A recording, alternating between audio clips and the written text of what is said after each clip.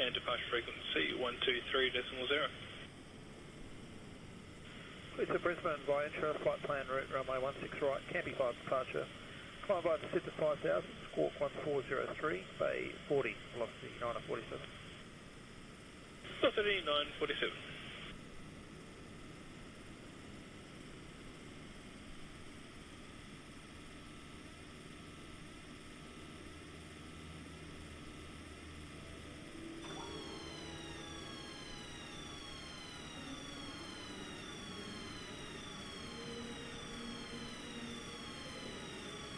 Delivery, good day, MS 258 for Griffith, Request Airways. MS 258, delivery, good day, cleared to Griffith via Caden flight plan route. Runway 16 right, Sydney 2 departure. Climb via SID to 3000, squawk 4235, departure frequency 129.7. Cleared to Griffith via Caden plane route, runway 16 right, Sydney 2 departure, climb by SID 3000, code 4235, departure 129.7. And we're now ready back to us. MS 258, copied, and how long do you think until your text? Ready to go now. MS 258.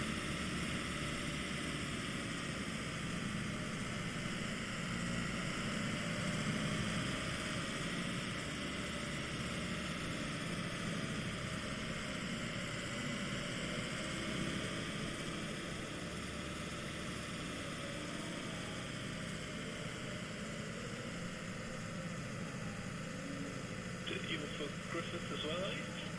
Yeah, I've done. MS 242, cleared to Griffith via Caden flight plan route. Runway 16 right, Sydney 2 departure. Climb via SID to 3000, squawk 4372, and departure frequency 129.7.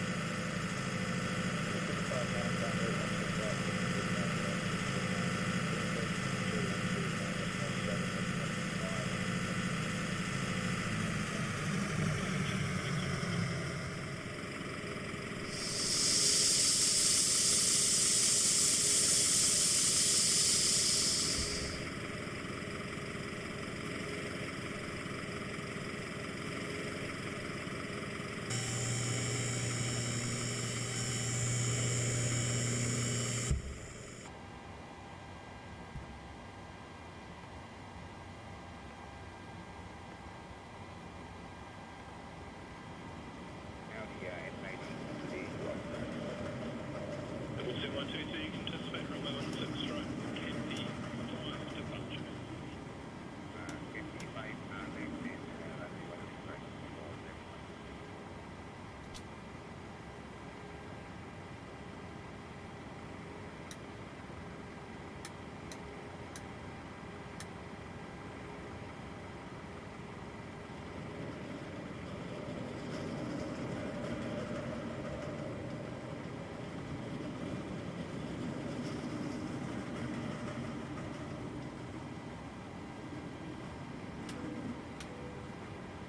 Good day, just 460 BBC.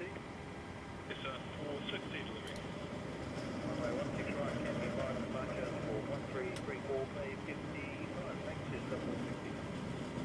Yes, sir, 460.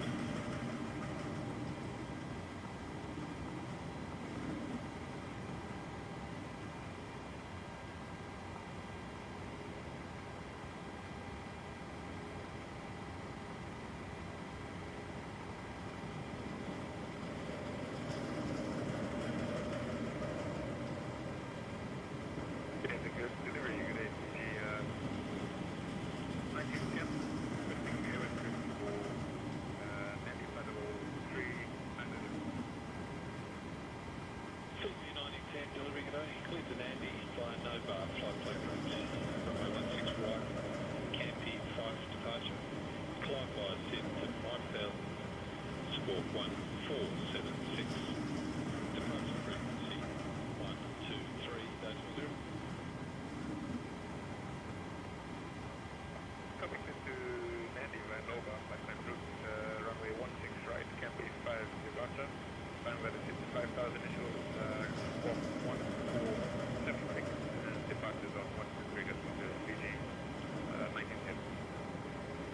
PG 1910 and Europe Gate 5 run. Project ground frequency 126 days.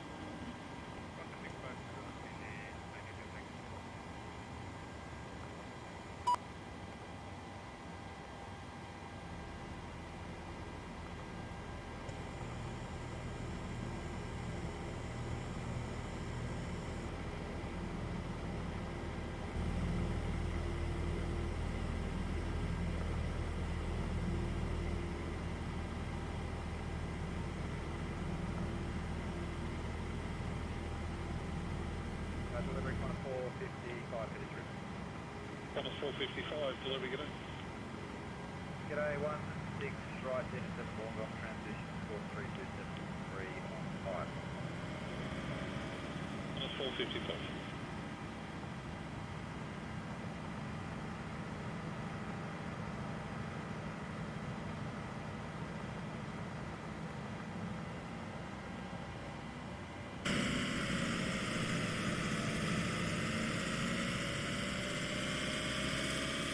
Boarding requested.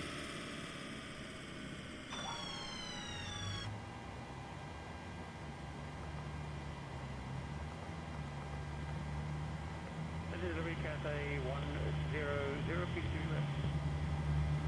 Cathay 100, delivery good day. Cathay 100, we have information Sierra, we stand 61, we get Hong Kong 16 right, Cena 7 departure, Richmond transition, Sabah to 5,000 feet, score 1444. Cathay 100, ground frequency 126, decimal 5. 126 decimal 5, please Cathay 10, okay.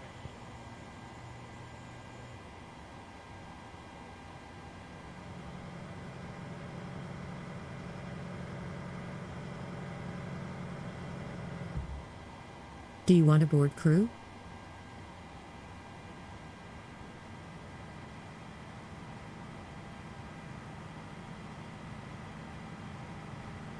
Delivery good day, product 427, 4 towns, request clearance. 427, good day, Towns, all by 40. Passengers boarding starting.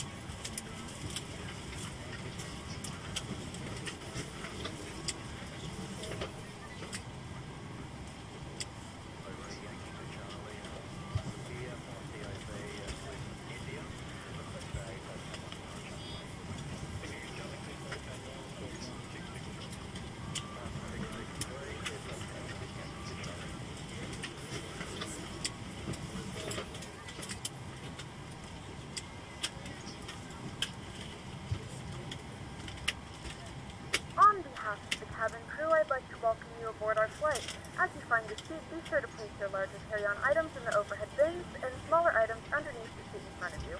If you have trouble finding a location for any of your carry-on items, please use the flight attendant call button over your seat and somebody will assist you. After you put your carry-on items in the overhead bin and it is full, make sure you close it as a courtesy to other passengers. Also be sure that the aisle is clear and sit down so that way other passengers can get by you. If you are seated in an emergency exit row, please review the exit seating responsibilities and the safety guard provided for you. Please make sure that you are able and willing to perform these actions. If you're not, please let a flight attendant know so that way you can be reseated. Feel free to use your cell phones during the rest of the boarding process, but we do ask that laptops, tablets, and any other larger electronic devices are stowed once you depart from the gate. Thank you and welcome aboard.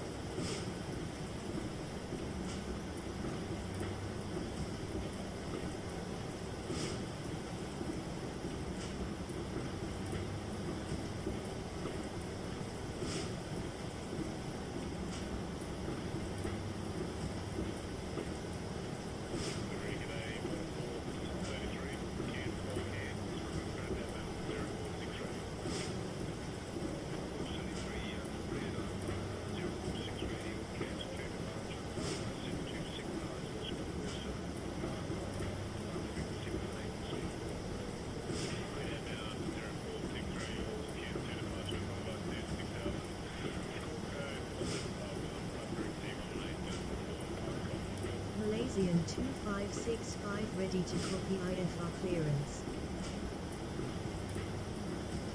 Malaysian 2565 is cleared to Whiskey Bravo Kilo Kilo, flying via the Kilo 1D departure, with the Kilo transition, then is filed.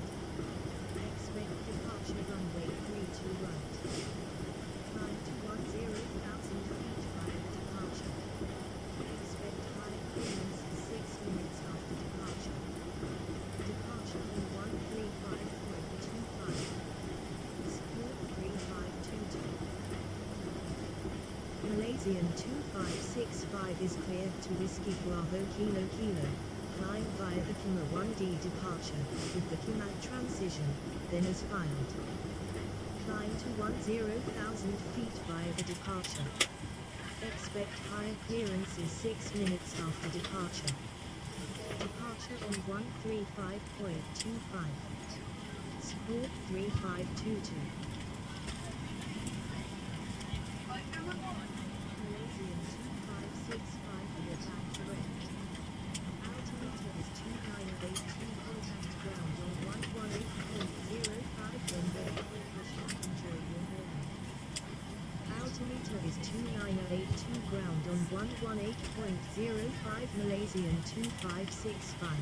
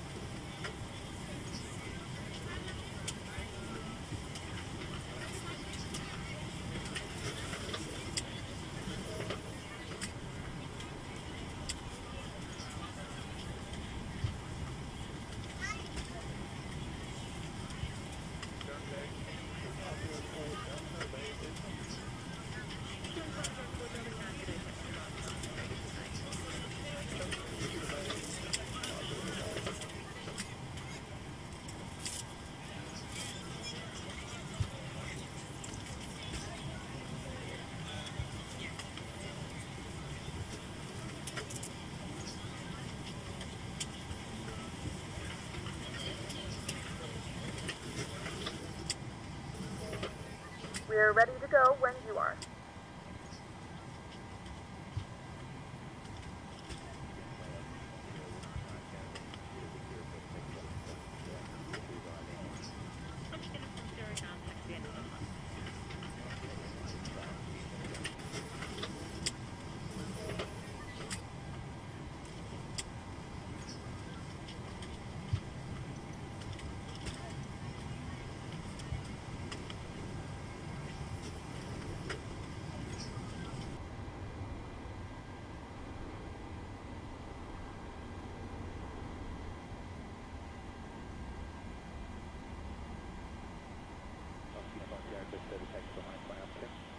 Uniform 0, taxi holding point out 2.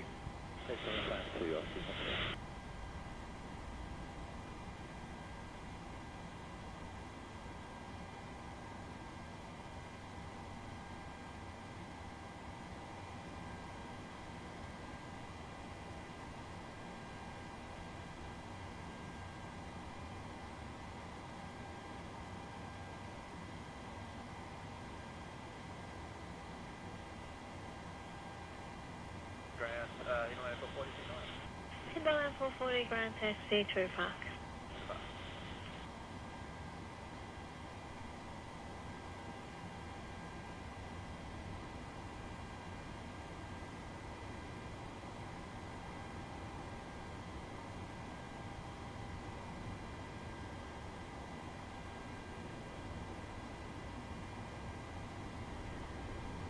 Ground, good morning, QJ 7854 by 16. QJ 1754, Grand Taxi, Charlie 3 to Bay. Taxi Charlie 3 to the bay, QJ 7854.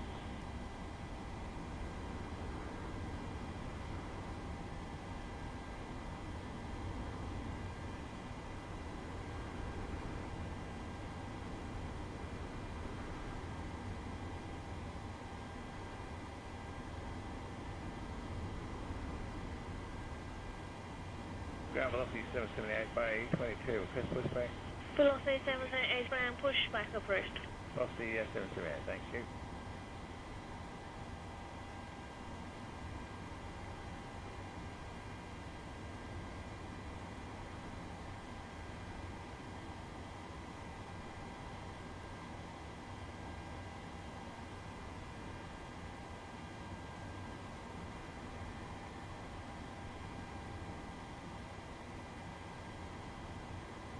Scrap, killing 302 Delta for Bay 14. Killing 302 Delta, Ground Taxi by Charlie 3 to the Bay. By Charlie 3 to the Bay, killing 302 Delta.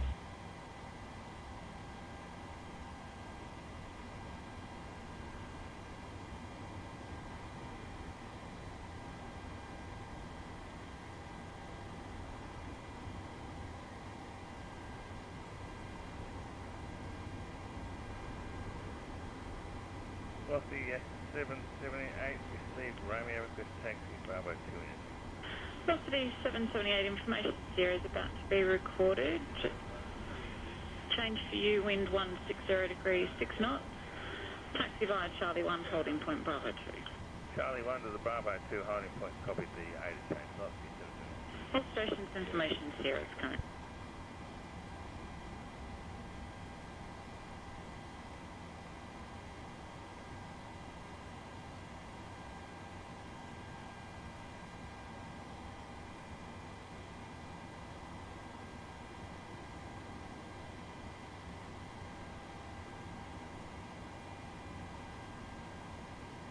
Ground Tiger 07, request taxi via full passenger cutoff.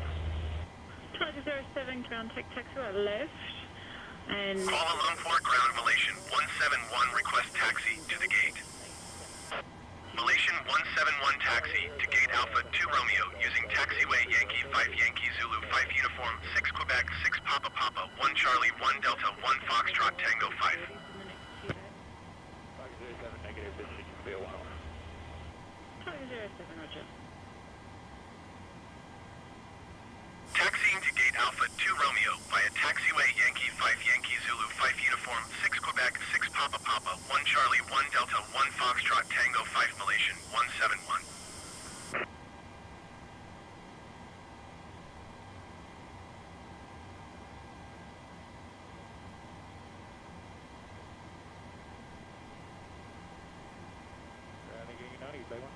Nikki 90, ground take taxi right left and via Golf 3 Delta to Bay 1.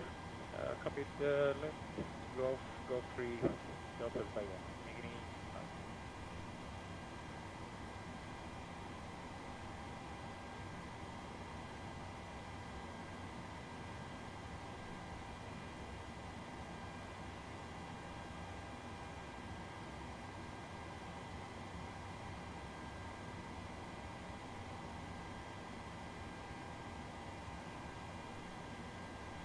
Bravo Charlie 1 parking.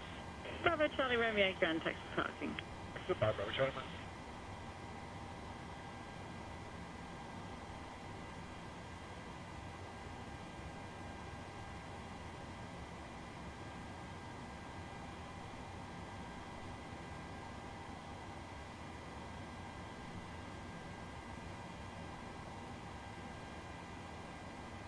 Ground g'day, just 957, base 21, request pushback.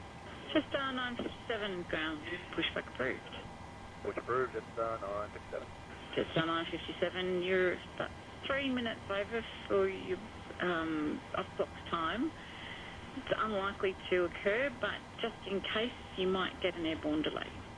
Understood, 957.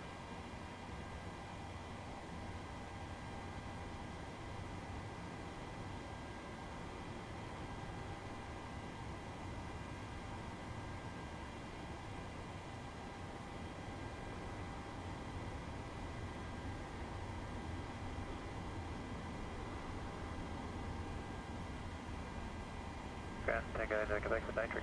Tango November Quebec, ground taxi to Daintree. Taxi Daintree, Tango Quebec, Tango.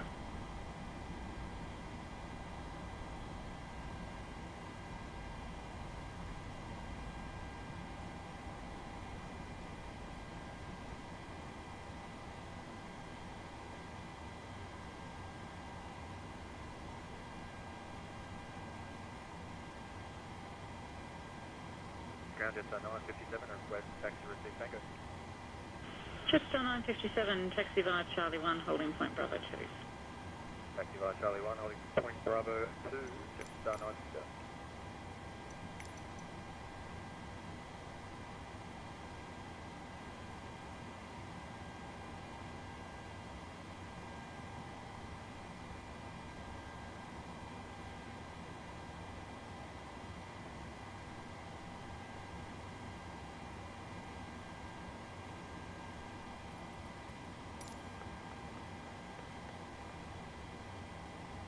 Border Force 33 at Alpha 4, cross runway 15, so taxi holding point Bravo 2. 4, cross runway 15, taxi holding point Bravo 2, Border Force 33.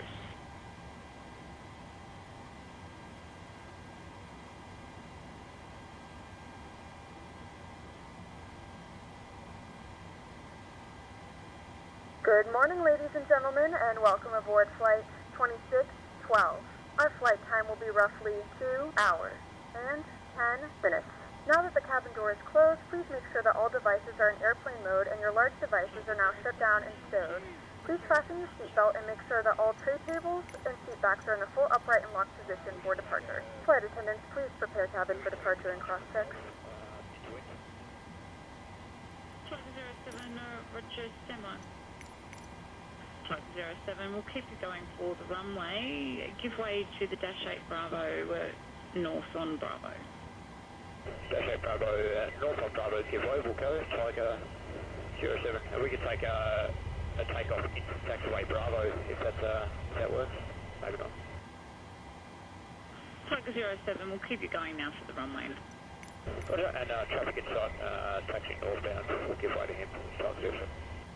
Tiger 07, thanks. Break Border Force 33. There's a military helicopter on Golf is giving way. Border Force 33.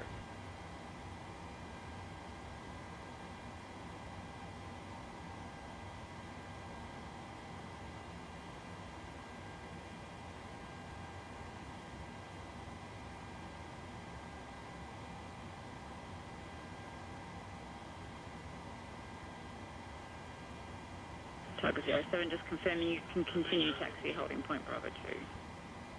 Tiger 07, continuing taxi holding Bravo 2, range clear of Border Force aircraft. 07.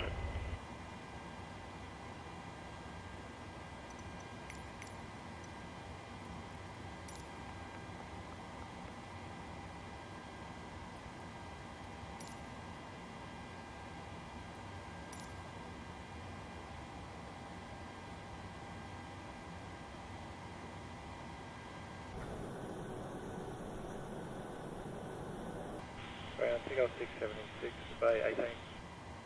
Tigo 676, ground to taxi via Charles. Hello, Captain. We are ready for pushback.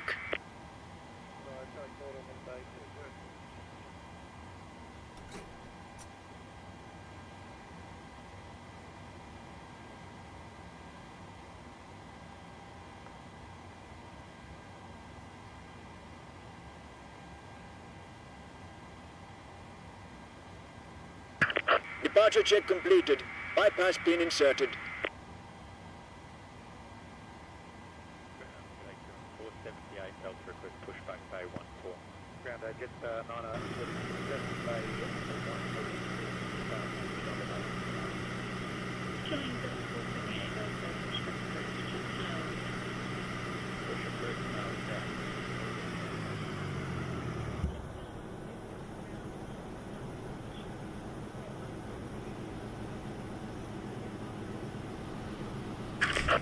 Locking gear.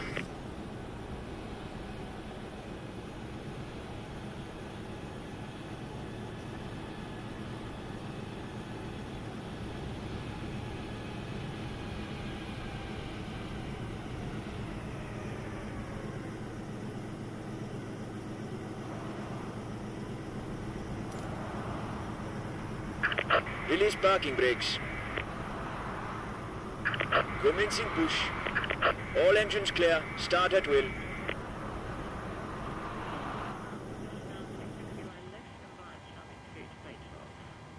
Left by Charlie 2 to Bay 12, good departure.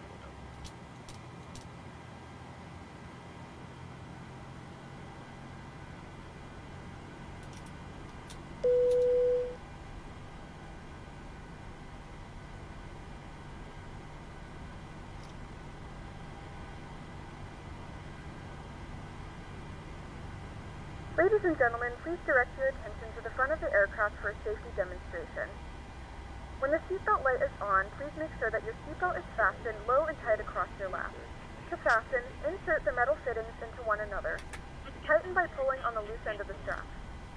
To release your seatbelt, lift the upper portion of the buckle. In the event that the seatbelt light is not on, we suggest that you keep your unexpected turbulence. There are several emergency exits to the safety card in the seat back pocket in front of you. In some cases, your nearest exit might be behind you. If we need to evacuate the aircraft, there are sliding on the floor to guide you towards the exit. In the event of a loss of cabin pressure, an oxygen mask will drop in front of you. Start the flow of oxygen, pull the mask towards you, and place it firmly over your nose and mouth. Secure the elastic band behind your head and tighten the straps if necessary. And don't worry if the bag doesn't inflate, oxygen is flowing to the mask and you can breathe normally. If you're traveling with children, now's the time to pick your favorite one, but secure your mask and then assist others. Keep your mask on until a member of the crew advises you it's safe to remove it. In the event that the pilot decides to take us for a swim, a fashionable life vest is located in a pouch under your seat or between the armrests. When instructed to do so, open the plastic pouch and remove the vest. Slip it over your head. Wrap the straps around your waist and buckle at the front. Pull the strap to Cockpit to ground. To inflate the We have a vest, good pull engine firmly on start. the red cord You can only when disconnect. exiting the aircraft. If your life vest does not inflate automatically, blow into the mouthpieces for manual inflation. Each vest is equipped with a whistle and light. If necessary, your seat cushion can be used as a secondary flotation device. Please securely stow your personal items. Make sure your seatbelts are fastened and seat backs and tray tables are in their full upright position. We remind you that this is a non-smoking flight. Tampering with, disabling, or destroying the smoke detectors located in the lavatories is prohibited by law. All of this information and more can be found in the safety card Unlocking located in gear. the seat back in front of you. We suggest reading this and let us know if you have any questions. Thank you for flying with us, and we hope you enjoy your flight.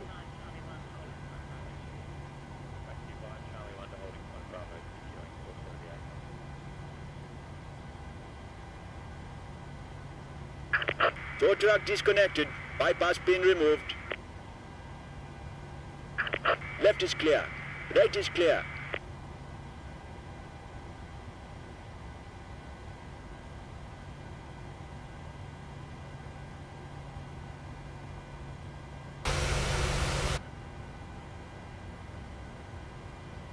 Ground Oscar is ready for the taxi holding point Alpha 3.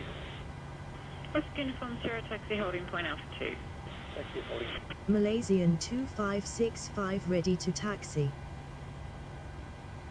Malaysian 2565 taxi to runway 32 right via taxiway Sierra 8, Golf, Bravo 9, Alpha, Alpha 11, hold short runway 32 right. Taxi to runway 32 right via taxiway Sierra 8, Golf, Bravo 9, Alpha, Alpha 11, hold short runway 32 right Malaysian 2565.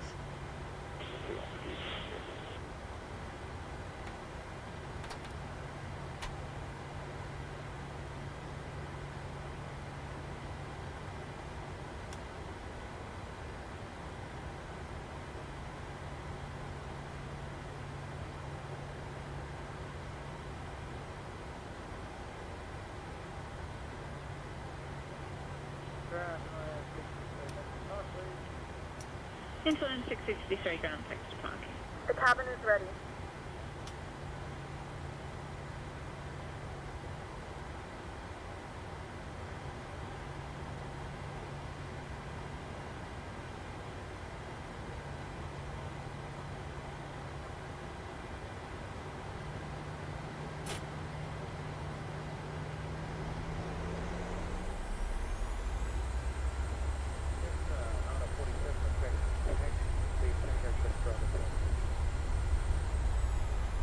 Sepang 947 taxi via Charlie 1 holding point Bravo 2. Charlie 1 for Bravo 2. 47. Sepang 947 confirm holding point Bravo 2. Apologies. 47.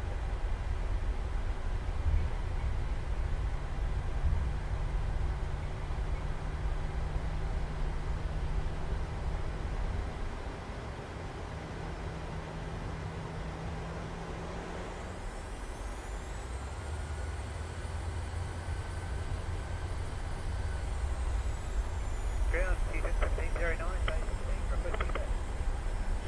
T-Jet 1709 ground pushback approach. T-Jet 1709.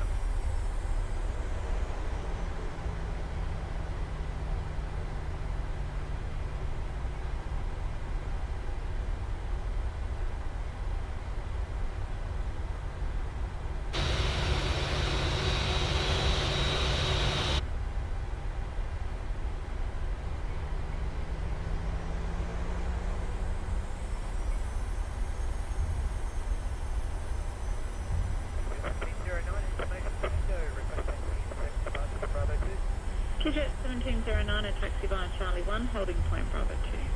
Charlie 1, holding point Bravo 2.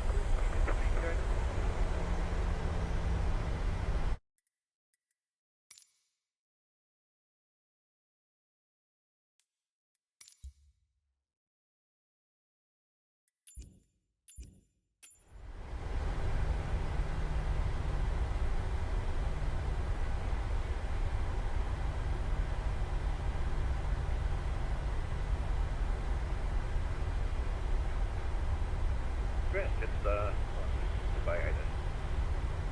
Just 960 ground, g'day, taxi via Charlie 4 to the bay.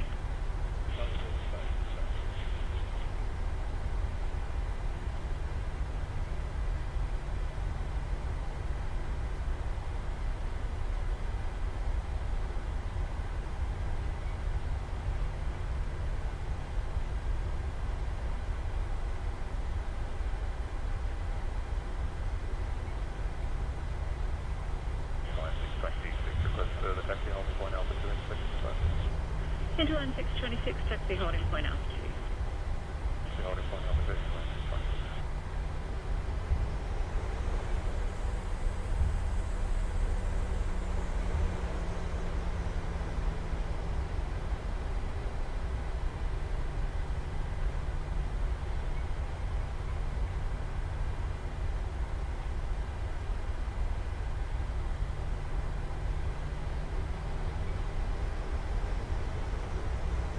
Goes 677 back by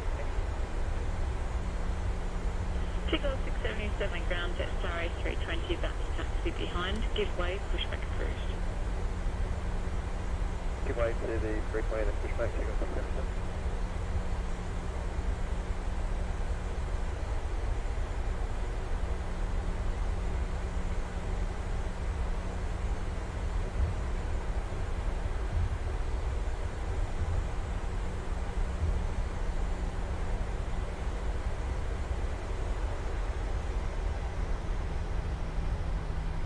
Malaysian 2565, contact tower on 118.5. Enjoy your morning. Tower on 118.5, Malaysian 2565.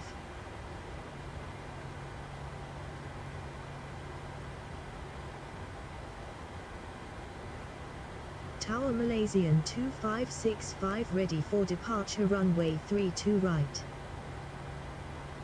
Malaysian 2565, winds are 360 at 7 knots, cleared for takeoff, runway 32 right, squawk 3522. Cleared for takeoff, runway 32 right, squawking 3522, Malaysian 2565. 48, wind 2 degrees 8 knots, wind 3, runway 16 right, clear back. Clear line 16 right, 194, 8. Velocity 1, contact departure, Sabah. Starters, velocity 1, array.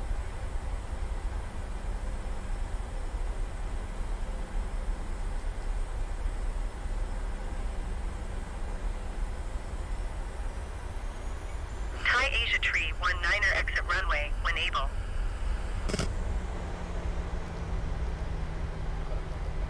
Runway 16 right, clear back. Runway 16 right, clear back.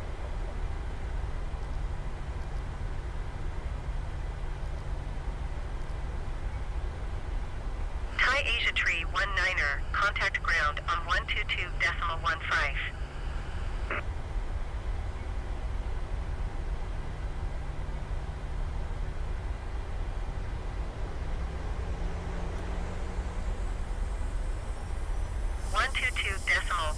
Thai Asia Tree, 19er.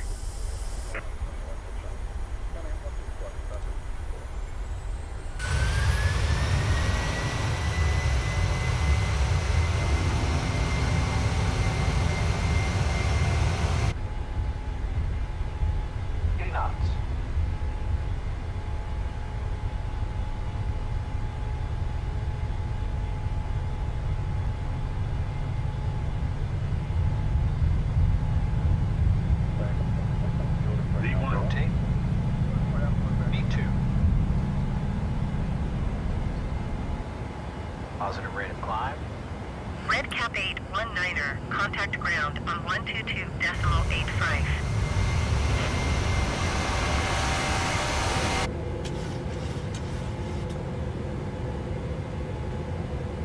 Going to 122.85 red cap 819er.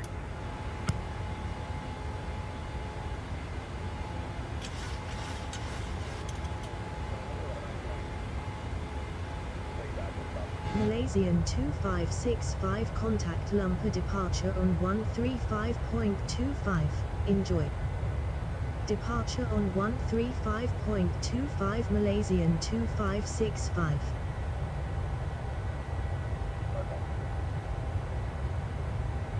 Departure Malaysian 2565 climbing to 10,000 feet. Malaysian 2565 good morning. Squawk 3522. Squawk 3522 Malaysian 2565.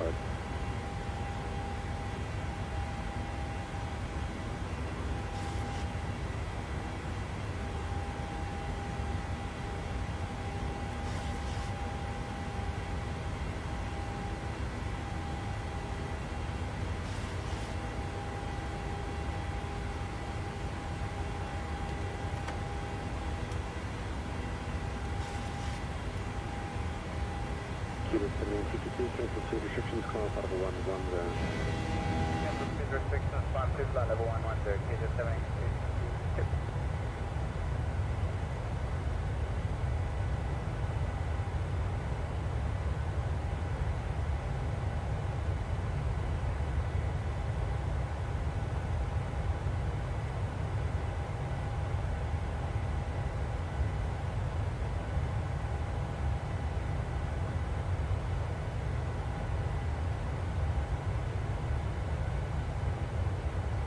Kilo 752, cancel your seat flight heading 355, climb level 180. Cancel set, fly heading 355. Malaysian 2565 you have traffic at 10 o'clock 10 miles at 9,200 feet. Flight level 180, Kilo 752. Going live. Okay, so we are going live.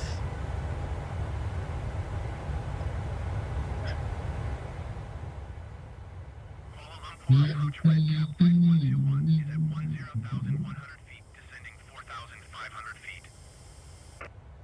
Red cap flight 121 Kuala Lumpur approach QNH 29er decimal 8 tree continue to KK 891 as planned. Product 480, Malaysian 2565 climb and maintain flight level 170. Climb and maintain flight level 170 Malaysian 2565. Malaysian 2565 contact Kuala Lumpur Center on 132.6. Enjoy your morning. Center on 132.6 take care Malaysian 2565. Ladies and gentlemen, we have now passed 10,000 feet. You may now turn on your larger Center portable Malaysian electronic devices. This is 2565 also a reminder to climbing to please flight keep your level seatbelt fastened while you're seated 170. and do not engage in the galleys or near the lavatories. This aircraft is equipped with onboard Wi-Fi. If you wish to connect to the Wi-Fi, Okay, hi guys, welcome. I hope you're feeling very excited to be here in day 2 of your onboarding. My name is Lynn and I will be your host for this session. So this session is a very, very important session. So if you're doing anything else on the side, if you're paying attention to your phone, you have noise in your background, I would advise you to just give us 2 hours of your time. This is a very, very important session because we're going to be taking you through the internet and everything you need to know about the internet to ensure that you're set up for success as you begin this project, this program. as we explained yesterday, the internet is very important because this is where we'll be posting all your projects and all your resources for everything to come for the next 12 months. So quickly, I'll just take you through the agenda. We're gonna do check-in, a program recap of what we did yesterday, and a bit of admin issues. Then we're gonna go into a deep dive of the intranet, which is why we're here today. Then a very quick question and answer session with Cole and Faith, where they'll answer all your questions. Then we'll do announcements and next steps and close. So a quick check-in with a show of hands. How are you guys feeling today? What's your energy like? Are you a 1? Are you a 2? Are you a 3? Are you a 4? I'm genuinely hoping everyone is at a 5 because I can't imagine being anything else on day 2 of onboarding. Personally, me, I'm at 5 because I'm very excited with you guys starting your journey. It's always fun. It's always interesting to see people, how much hope you guys have at the beginning of the journey. If you're at a 1, please try and pick up your energy. You're gonna need it for the 12 months, but also for the week. This week is fun. Have fun. Enjoy. It's a good week. And yeah, basically tell me how you're feeling in the chat. And then, awesome. I can see your responses. So good. Then let's do a recap of what we did yesterday. So Joy and Faith extensively took us through what we'll be learning and how the program is like. But just for those of you who might not have been paying attention, first and foremost, our curriculum is peer-driven and designed by Whole Button. So what that means is, when we say peer-driven, there are going to be aspects of this curriculum that will require you to rely on your peers. And the system that we use, or rather the learning model that we use, is designed by Whole Button. So our ultimate goal is to teach you to own your learning, because this is the only way you can develop the skill and muscle to be a better software engineer.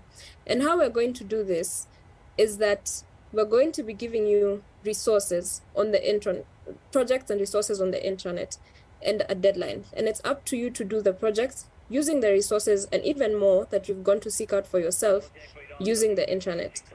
And just to be absolutely clear, in case you did not get it yesterday, this is not your traditional learning model where we have classes and a teacher. No, this is a project-based learning model where we require you to own your own learning and actually go through the resources and more and understand the concepts as you go along the program.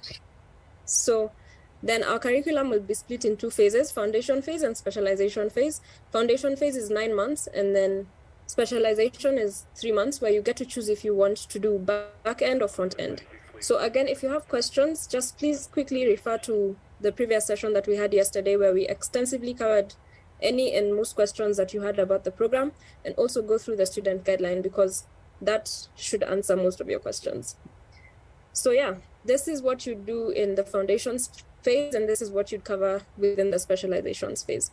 This slide is available in the student guidelines. So once again, please refer to it. It's there. You have it in your emails. You have it on Slack. Just take time, read through it carefully, slowly. There's no rush. Just take your time and understand it. And then with that, my segment of this wonderful session has come to an end, and I would like to hand you over to the amazing Cole, who will be taking us through a deep dive on the intranet and everything it contains. So once again, if you are doing anything on the side, if you have people making noise in your background, please find a quiet place and start paying attention as of now. Because if you miss out, or if you don't thoroughly understand this session, the next couple of months are going to be very confusing for you. And the internet, if you do not understand it, you are not going to succeed in this program. I'm not going to lie to you. So if you must understand anything today, please be sure you know how to navigate the internet. And Cole, with that, I hand it over to you. Thank you so much, Lynn. Thank you so much for such a beautiful introduction and taking us back to what we did yesterday, what we need to take, the key takeaways, and the things that we need to pay attention to. Hi guys, and welcome once again to another session. You might have met me briefly yesterday with my session with Faith, where we did a question and answers. Faith asked me the questions and then I gave you the answers, right? Today we are going to have another session, which is a deep dive into the intranet. And what it means is that we are going to look at your virtual learning playground, how to navigate your virtual learning playground, what to know about your virtual learning playground, how to go about it, where to find your scores, where to find your projects, where to even find your virtual playground, which is the sandbox, as Lynn posted on your cohort announcement channel. So without further ado, I'm going to proceed to share my screen. Please, just as Lynn said, please make sure you are paying attention. Whatever you are doing, please pause. Yes, my camera is off, guys. Sorry, today you are not going to see me because I'm trying something new. My camera is not working so perfectly. So please pardon me, and then let's just focus on my screen that I've shared. Okay. In subsequent sessions, I'm going to try to rectify and fix my camera so that you guys can see me. Don't worry, on Slack, you see my picture on there, smiling all the way. And so yeah, don't worry, you will know me. Anyway, so I hope you guys can see my screen, and it's a browser basically, right? I'm sharing my entire screen, but currently what you can see is a browser on your screen, and it's just showing you the intranet. I believe most of you guys, and sorry, before I continue, I just want to do a quick mic test. Can you guys hear me loud and clear on YouTube? If you can, please give me a thumbs up. Give me a thumbs up if you can hear me loud and clear. As well, if you can see my screen clearly, please also give me a thumbs up. Okay, so I can see some yes, I can see some clear, I can see some it's okay, I can see great. So if you cannot hear me, please check your speaker because your colleagues can hear me loud and clear. And with regards to my screen, if you cannot see it clearly, I have done that. I have done that on purpose. Okay, as I've done that on purpose. So I'm going to make it a bit clearer for you. I'm going to zoom out a bit on my screen so that you can see it. All right, so many responses on YouTube. So let's jump into my screen. So you can see I have my browser open, and you can see a whole lot of stuff going on. What you would also see on your screens, if you are following along, might be something similar, all right, or something a bit different. And it's not too different because some of the screens might have their pixels or their pictures a bit enlarged. So what I'm going to do is I'm going to make my screen bigger, or I'm going to zoom in on my screen. And the way to do that, you can see my notepad here to zoom. Let's just make this also bigger. Let's just let's come here. Interesting. Okay, so I don't normally use this, but let's see. Okay, so I'm just going to say zoom in browser. So you can use the control key, control plus, control and plus, right? The plus key on your keyboard to do that, okay? This is how you can zoom in on your browser, okay? So control and plus. So I'm going to do that, control plus, and then right at the top here, you'd see a plus button, okay? So I'm just going to open this a bit bigger for you to see my screen. So now you should have clear visibility of my screen. All right, amazing. So what are we seeing? This is the intranet. This is your learning or your virtual playground. This is where you come to access all the amazing events that we have scheduled and outlined for you guys, as well as where you get to see your project that has been rolled out to you, as well as you also keep track of your foundational scores or your scores that you receive after you complete a project, and other amazing features, okay? So we are going to look at it, and the first thing you need to know is the interface, all right? To the far left of it, where you see my mouse pointing, right? Where I am just going through, hold on a second, okay. Let me just open this here, just in case, right? So where you can see me moving and hovering my mouse, this is the navigation bar. I believe, and I want to believe, someone says it's blur. Please check your settings, okay? Your zoom settings, right? You should see quality. Just change the pixels to 720p or higher, okay? And you will see you have a clearer screen. Okay, Acacia Franca, if you can't see anything, please go to YouTube. On your YouTube, you should see a certain icon. Click on it, you'll see quality. Click on the quality and you should see a bunch of numbers. 144p, 240p, 360p, 480p, 720p, right? So just choose the one that works best for you and you should see my screen very clear, all right? I hope that has been helpful. Okay, back to our intranet. So just as I was saying, where my mouse is hovering and you can see me moving my mouse, this is where we call the navigation bar. And I want to believe that most of us have been using other dashboards or other internet resources. And so we might have already seen some navigations, right? A way to navigate in between an application. So what we have here is the navigation, which is to the far left, and then to the right is where you see your other views, okay? The other views. So for example, in here we see upcoming events, we see Scores Foundation, we see Scores Foundation in progress, which we're going to talk about very soon. We see current projects and so on, okay? So we will move to the left navigation and go to the last icon at the bottom, which is your profile.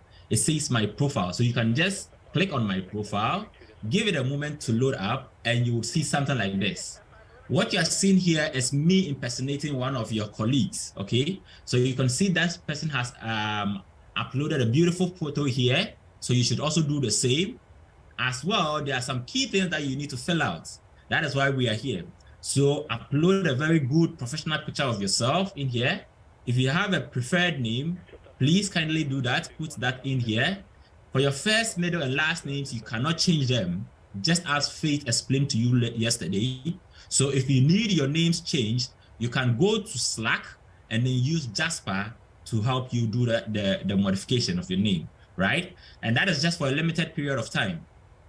So if you need your name changed now, go to Slack, find Jasper, the Jasper bot app, and then just click on change name, and then you'll be good to go, right? As well, you can reach out to se-support@alx.app and then ask them to help you change your name. Or alternatively, just send a message to a technical mentor, either myself or Faith or any one of the amazing technical mentors we have, and they will help you change it. Okay, now we move down to the administrative information. So here you have to fill in all this information, and then you need to read the code of conduct, okay? And it's important that you read the code of conduct. It gives you some information on how we need you to behave and conform to some rules and policies in the organization. So please take your time and read our code of conduct. And apart from that, the next important thing is your GitHub username. I want to believe by now you have all set up your GitHub account. If you have not, just go to your browser, type github.com, and then just have to log out from here. So github.com, and then just click on sign up, put in the information that is needed of you, and then you'll be good to go to sign up. Okay, great. Once you sign up, just replace the empty space here on your intranet with your username, right? If you have a Twitter username as well, please put it here. If you have a LinkedIn URL, please put it here. And if you have a link to your resume, please put it here as well. Now, this side, you can leave it blank for now, okay? When the time comes, we'll show you what to do with it. And with that being said, we've gone through the entire form of your profile. Going through all these things, you are done. You've set up your profile, and then you can just click save my information, and your information will be saved. Good. So I believe we are following, and I'm taking my time for you to understand how it works. Now, if you want to log out from the system as well, you can come to the same page where your profile is, log out, and to the far left, you can see here the logout button, right? You can see the logout button in here. So you can just click on it and you will be logged out. Great. Now that we've successfully set up our profile, then let's dive in. Let's jump in and see what the internet is all about. What has all this fuss been about, right? So what I'm doing now is I'm clicking on the ALX icon to my top left corner. Now, when I click on the ALS icon, it brings me back to this page. So let's explore this page and see what is here and what we need to know about this page. The first thing you would see is the upcoming events.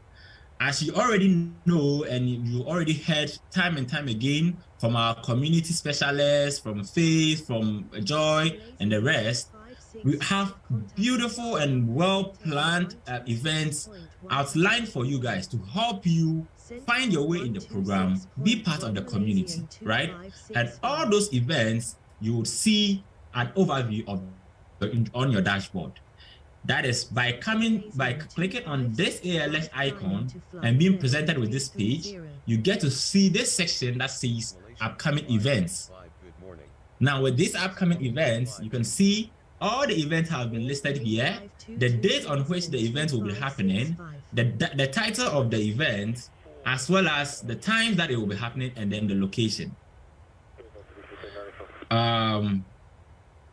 Okay, this is what you see.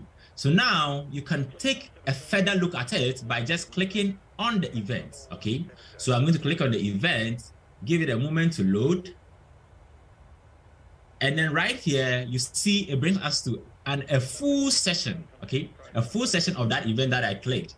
It gives me more details, right? So the very first thing I see is this event will be happening on February 22nd, which will happen on a Wednesday.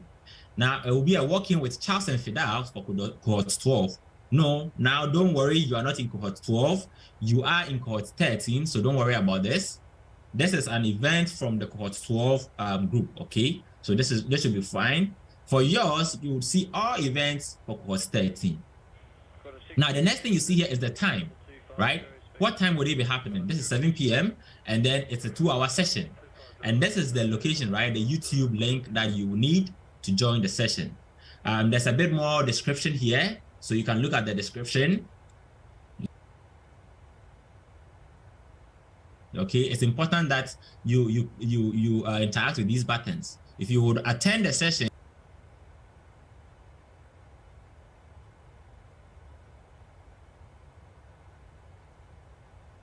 Photo 254, descend 9,000 feet, Sydney QNH 1020.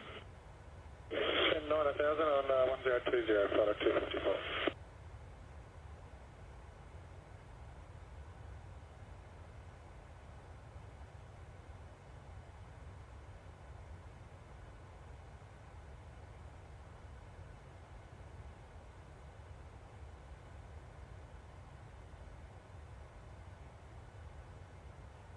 Technical 442, flight level 39 0. That was 442, good day, Rivet 3, arrival runway 34 left, flight level 390, cross Rivet at 5. Rivet 3, 34 left, 390, Rivet 48, 250, cross 442.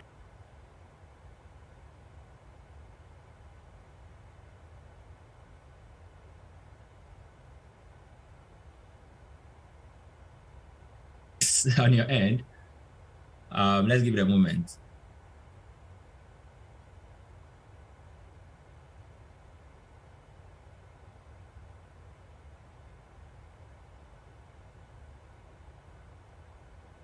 Tigos 253. Okay, so we are just waiting for it to load, and it's done loading, right? So by clicking on the red icon, it brings you to all the events, right? So you get to see a list of all the events that that have been planned out for you in here. You can even click on calendar to see how it's displays on your calendar. I mean, go crazy, just interact with all these things and you'll be fine. I just clicked on calendar, so I'm going to give it a moment to load. You see how it shows. Yeah, it should look beautiful on yours. I think there's a lot of people on the internet, so I keep getting my internet breaking. Okay, guys, let's just give it a moment. It will load. Okay. Yes. I see a lot of people saying 502 bad gateway. Yes, that is true. That is because I believe we have a lot of requests. Faith, are you here with me? Hi, Faith. Yes, Cole, I'm here. Are you also experiencing the same issue? Yeah, but I think it's just okay. number of requests to say it. All right. All right, guys. Everyone is trying to log in at the same time, so that's why. Yeah. All right, guys. So as you can see, you can click on the show button. That takes you to the same page as I said, right? So I'm going back to the dashboard by clicking on the top left icon, which is the ALS icon. Give it a moment to load, and yeah. So that is all about the upcoming events. It is important that anytime you log into the intranet, you check the upcoming event session to see which event that is coming and make it a point to join. Okay, make it a point to join those events. It's very important. The next thing I want to show you is the current projects. Okay, the current projects. That is why we are here, just to be able to learn and interact with the project that will be released to us. Now, the current projects here, as the name suggests, gives you an overview of all the projects that will be released to you as and when. Okay, so as you can see in here, this cohort 12 students has these projects that are current. Okay, now let's take a deep dive into it and see what each and every component means. Now, what you can see here, the red part of it, which I've highlighted, is the name or the title of the project that has been released to you. So what you can see here is C functions nested loops. That is the title or the topic or the concept that needs that has been released to you, right? Right underneath it, you see started on, and then there's a date. It tells you the date the program or the project will be starting, as well as it's followed by the deadline. Okay, now you need to pay close attention to the deadline, because every project has 2 deadlines: the first deadline and then the second deadline. And for you to know when the deadline is, you can just check out the date that follows the started on to know when this project will be ending. So as we can see, this project started on 21st February and the deadline will be what? 22nd.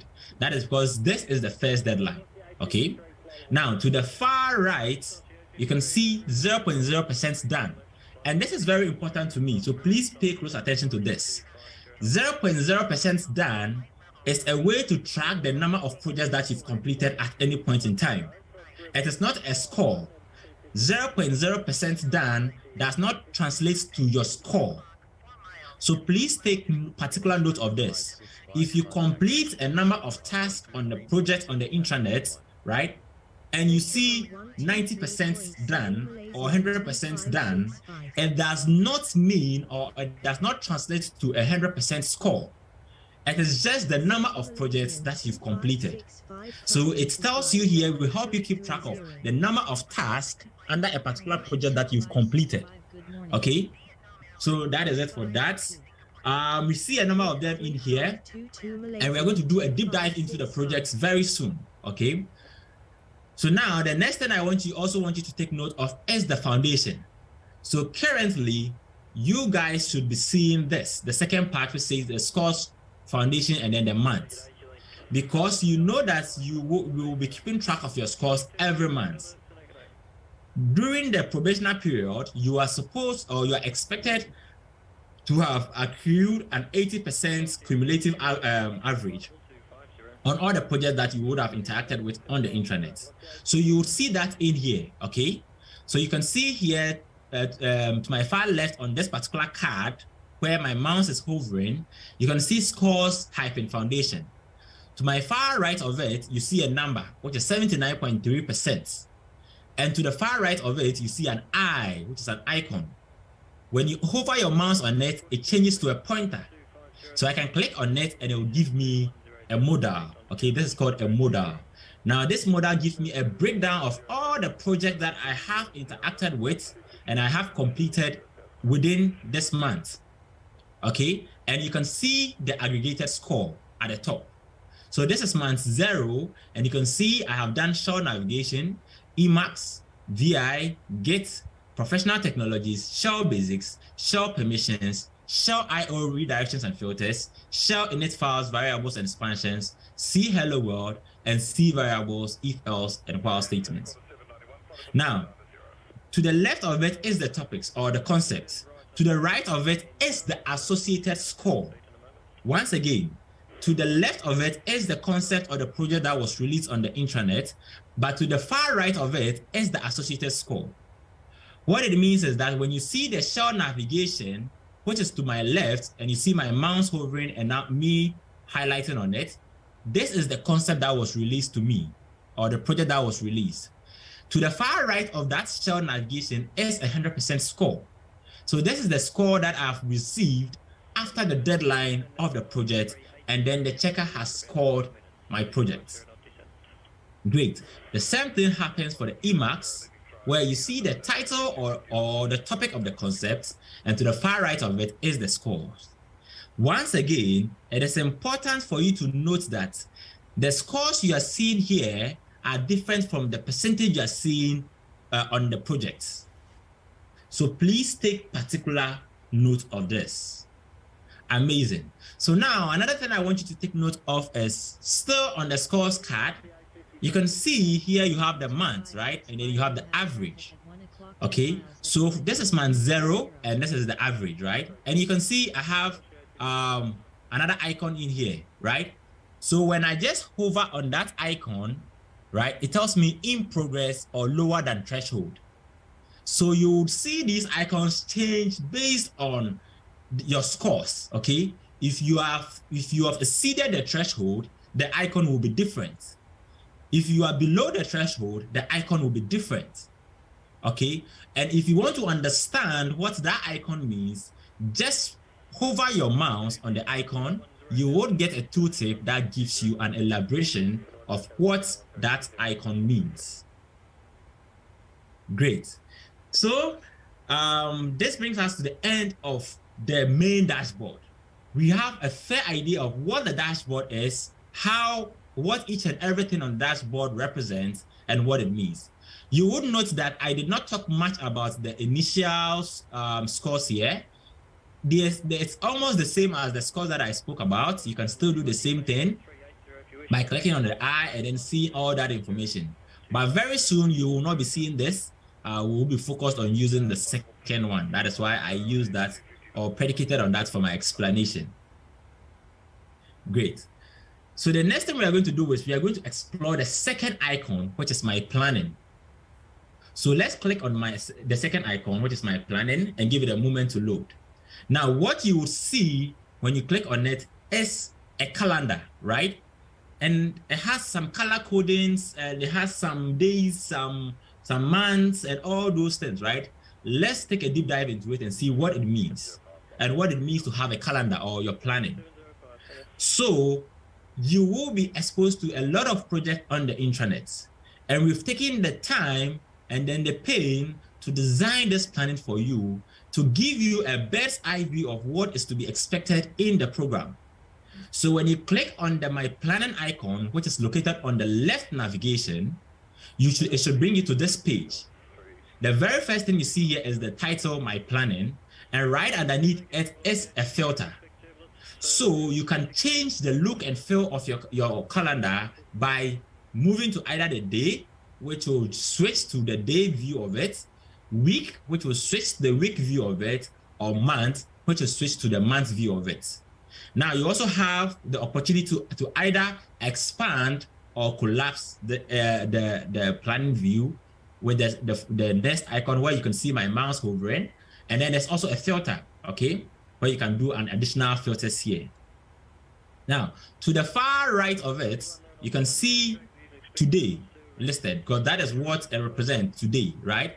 And then you can see a left and right arrows that helps you to navigate on your calendar. How do you do that? I can click on the right icon to take me to the next month, the right icon to take me to the following month. So just take note of this here, right? Right in the middle, you can see February 2023, right? That is in between the days, weeks, months icons, and then the today icon. You can see February 2023. Now, by clicking on the right icon located on the far right side of it, it takes you to March 2023, right? It tells me everything that will be happening in March. When I click on the next one, it takes me to April. When I click on the next one, it takes me to May, and so on. Same way, I can click on the left icon to bring me back to the previous months that I was in, or even take me back to what the past months. Okay, so now let's focus on this February 2023 and see what is happening here. Now, on here, you can see a bit of color codes here, right? So some of the color codes represent deadlines, okay? So you can see the deep green. Is it green? Okay, let me just call it a green. The deep green here represents the first deadline. And then you also have this color here, which you can see onboarding, which is normally for peer learning days. You can also see the brown ones here, which is normally for events. And then you can see the lighter shade of green here, which is for evaluation quizzes. How do I know? You can just hover your mouse on each and every symbol. You get a tooltip that gives you more information. So as you can see, I'm currently hovering on the shore navigation, and it has a tooltip, right? It has the title shore navigation. In brackets, it tells me this is a project. It gives me the date at which the project was released or will be released and the deadline. I also have an icon here that I can click on open to take me to the shore navigation main page, and then I can start working on shore navigation. Alternatively, I'm hovering on the onboarding review, and you can see again, I have a tooltip that says onboarding review, and in brackets, I have peer learning day, and it tells me the dates or the duration for which this peer learning day will last. Okay, I'm hovering on the winning mindset again, and you can see that one is also an event in brackets, and the last one is the fellowship assessment, and as you can see, it's an evaluation quiz. So essentially, you have a bird's eye view of all the projects that will be rolled out to you and how long it will take. So if you look at shore navigation, you can see from 29th down to 2nd of February, right? Where the colors begin and end. Okay. Now also take note that sometimes the colors extend from the previous month. So you might have to look at it from that perspective as well. So that is all about your planning. You have an opportunity, you have a bird's eye view to explore all the concepts that will be rolled out to you using your planning. If you are not seeing that for now, don't worry, you will see an elaborative version of it as and when you progress in the program. Great. On that note, I am so happy to know that you guys have a valid, or you guys have a concrete and valid understanding of what your planning is. Every now and then, whenever you log into the intranet, you can easily navigate to the planning to check out when you have your evaluation quiz, when you have your peer learning days, when you have events that will be held in the program, and when you have other projects to tackle. Amazing. See how simple it is? So let's go to the next one, which is projects. So I'm going to click on the next icon right underneath the planning icon on the left navigation. This brings me to a page where you can see it says my projects. Now you see something very familiar on here, right? Right underneath the label my projects, you can see an overview again, the projects. This is similar to the same thing that we saw on the main dashboard when we clicked on the ALX icon at the top left corner. So once again, you can see the name of the project or the concepts. You can see the date on which the project is starting, the deadline, and to the far right of it, you can see the number of projects or tasks that you've completed. I keep saying the number of tasks that you completed. Let's take a look at one of them. So I'm going to click on, sorry, before I do that, let me just, underneath the overview, you see all projects, okay? And you can see some buttons here, expand all, you can click on it to expand all the projects under this accordion, and then you can also collapse all if you so wish, right? I'm not going to expand all, I'm just going to click on onboarding getting started to expand these projects for me, and I'm going to click on, let's choose something else. Let's go to 0 day, and then let's go to shore navigation.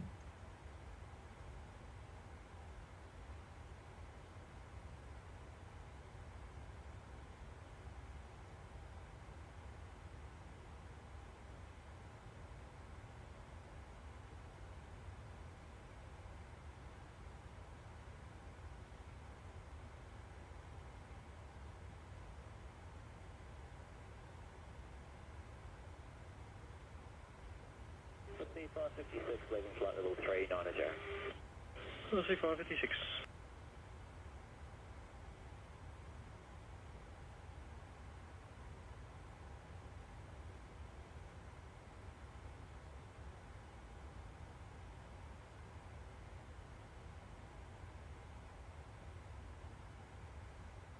If we lose call.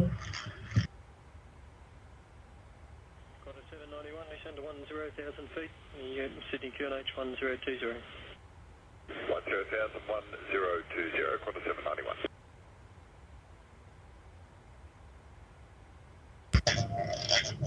791. I think we lost call, or call is back. Okay. Hi, call. Go ahead. Hi, Faith. Thank you so much for stepping in. I think I lost connection for a moment. Guys, sorry. So just give me a moment to reshare my screen. So, I'm going to share my screen now. Screen 2. Okay. All right. So, connection lost. Yes, guys, I'm back. I hope you can see my screen now. So yes, so all I did was I clicked on the shell navigation link and then it brought me to this page. And I hope you can see it, right? You can see it now. Great. So I kept saying the number of projects completed, right? Now, whenever you open a project, this is what you see. The first thing, and you always take notes. I always keep saying the first thing, because it's important to note, take note of the first things. If you don't read the heading, then you don't know where you are at any point in time. Okay? So it's important that you always take note of the first things. And the first thing you see here is the topic, which is shell navigation. It gives you the topic under which it falls, which is shell and bash. And then you can even see who created it by Guillaume, the weight, the total weight, and then the project. You see, in this case, this guy has completed the project. So it's saying the project over took place from what? The project is over, which is the project is completed. It took place from February 6th to February 7th, right? And then an auto review will be launched at the deadline. What it means is that after you've successfully completed your entire project, and this project will be auto reviewed, the auto reviewer will be launched at the end of the deadline, not before the deadline, at the end of the deadline. So you need to take particular note of that. Great. Let's continue. Okay, so right underneath it, you can see this. It says, in a nutshell, the auto Q&A review will be 15.0 out of 15 mandatory, and altogether you score 100%. The mandatory task is 100%, and there are no optional tasks. Okay, great. We've read that. It also tells us, welcome to the matrix. We see something going on here. I'm not going to deep dive into this because we'll do that later on. So you can see some resources where you can interact with them. You can see some more information on the resources. You can see some learning objectives. And then if you have any quizzes, you'll see the quiz questions. Great. Great. And also, right underneath the quiz questions, if there's any, is tasks. So this is what I keep saying. I keep repeating the task. Whenever I say a project is released to you on the intranet, and then the number of tasks that you have completed, this is what I mean. So the project in here that has been released to us is what? Our shell navigation, and you can see that at the very top here, right? But it's made up of various tasks, right? So in here, you can see we have all these tasks, right? And then whenever you complete a task, you can see that it forms a part of the number of tasks you've completed. So in here, how many tasks we have? We have 1, 2, 3, 4, 5, 6, 7. So we have 7 tasks in total. So what it means is that when I complete all these 7 tasks successfully, that is me completing 100% of this program of this task, right? And you see that on the dashboard when we go back. But once the checker has checked your code, that is, you followed all these instructions and has checked your code, you see what? You receive a score, right? You see a score here. So the score here is 100%. So the checks is completed and you are scored 100%. So this is what I mean when I say 100% completed or done is different from 100% score. Great.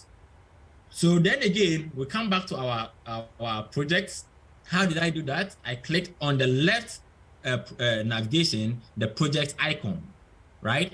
And I still have all this thing here. I can still collapse all, I can still expand all, I can go through all the projects that I've done in the past and possibly all the projects that I will be tackling in the future. Great. The next thing is the reviews, okay? Let's talk about reviews. Now, there are some projects that you will be that will be rolled out to you on the intranet. Like, for example, we have projects such as, let's come here, like the Map Your Mind, right? So I'm going to open the Map Your Mind project in here. And as you can see here, it says it's a manual Q&A review, okay? It's a manual review. So what it means is that once you have completed your entire project, you need to fill out all this information and then click what's ready for a new manual review. You get a link which you can share on your cohort announcement channel and get your colleagues to help you review. Okay, make sure once again that you read all the instructions, you go through all the information here. Okay, go through all of them, read the instructions, what is required for each and every task, complete them. Once you're completed with each task, you mark the done, and then once you are ready for a manual review, you click ready for a new manual review. Okay, it will generate a link for you, and that link can be shared with your colleagues to review. Now you would see this here. We don't normally use this because most of the time when you click on one of this, you see it will tell you that it has already been manual reviewed, right? So it says you are redirected because this review has already been completed, right? So if you leverage on copying the review link and share it on your cohort announcement channel, then you will get someone or one of your colleagues to help you do a review. Now, yesterday I said something about reviews that I want to touch a bit more on. And what is it? What I meant on the reviews is that there is the tendency of some of us to give other colleagues 0 while reviewing. Now, when you are reviewing, you would see a slider, okay, for each and every task. For example, for this task, you will see a slider that would require you to go through your colleague's submission. Give me a second. Oh, okay. All right, guys. Sorry, I think I might have to zoom in again. Okay, I hope it's clearer now. Cliff, if it's clearer, please give me a thumbs up on our chat. All right. So, whenever you are reviewing someone's project, you would see a slider. Now, what it means is that you need to go through the instructions that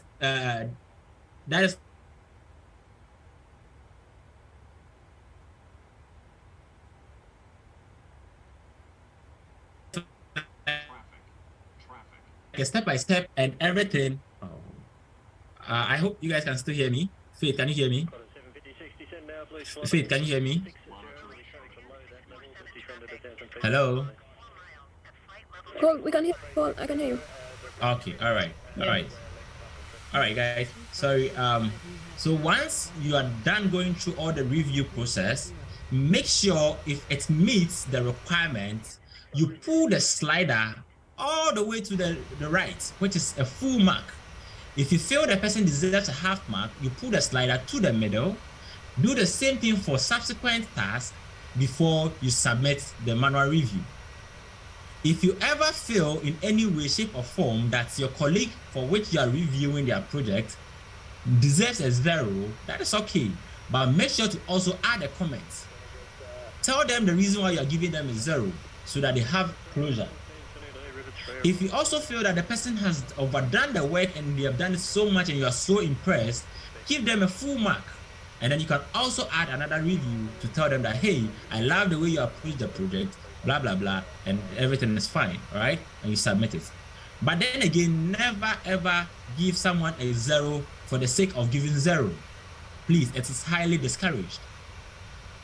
Great. That is all on project reviews. So let's go to the next one.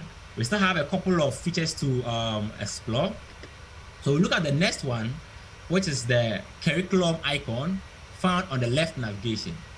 I'm going to click on it, give it a moment to load, and then it brings me to this page. This is a simple page, right? But there's so much going on here, and I need you to pay close attention. Now, the first thing you see is my curriculums, right? It gives you what you will be going through in the program. Someone asked yesterday, what topics will be taught, what languages will we be taught, and so on. How do I know what specializations are available?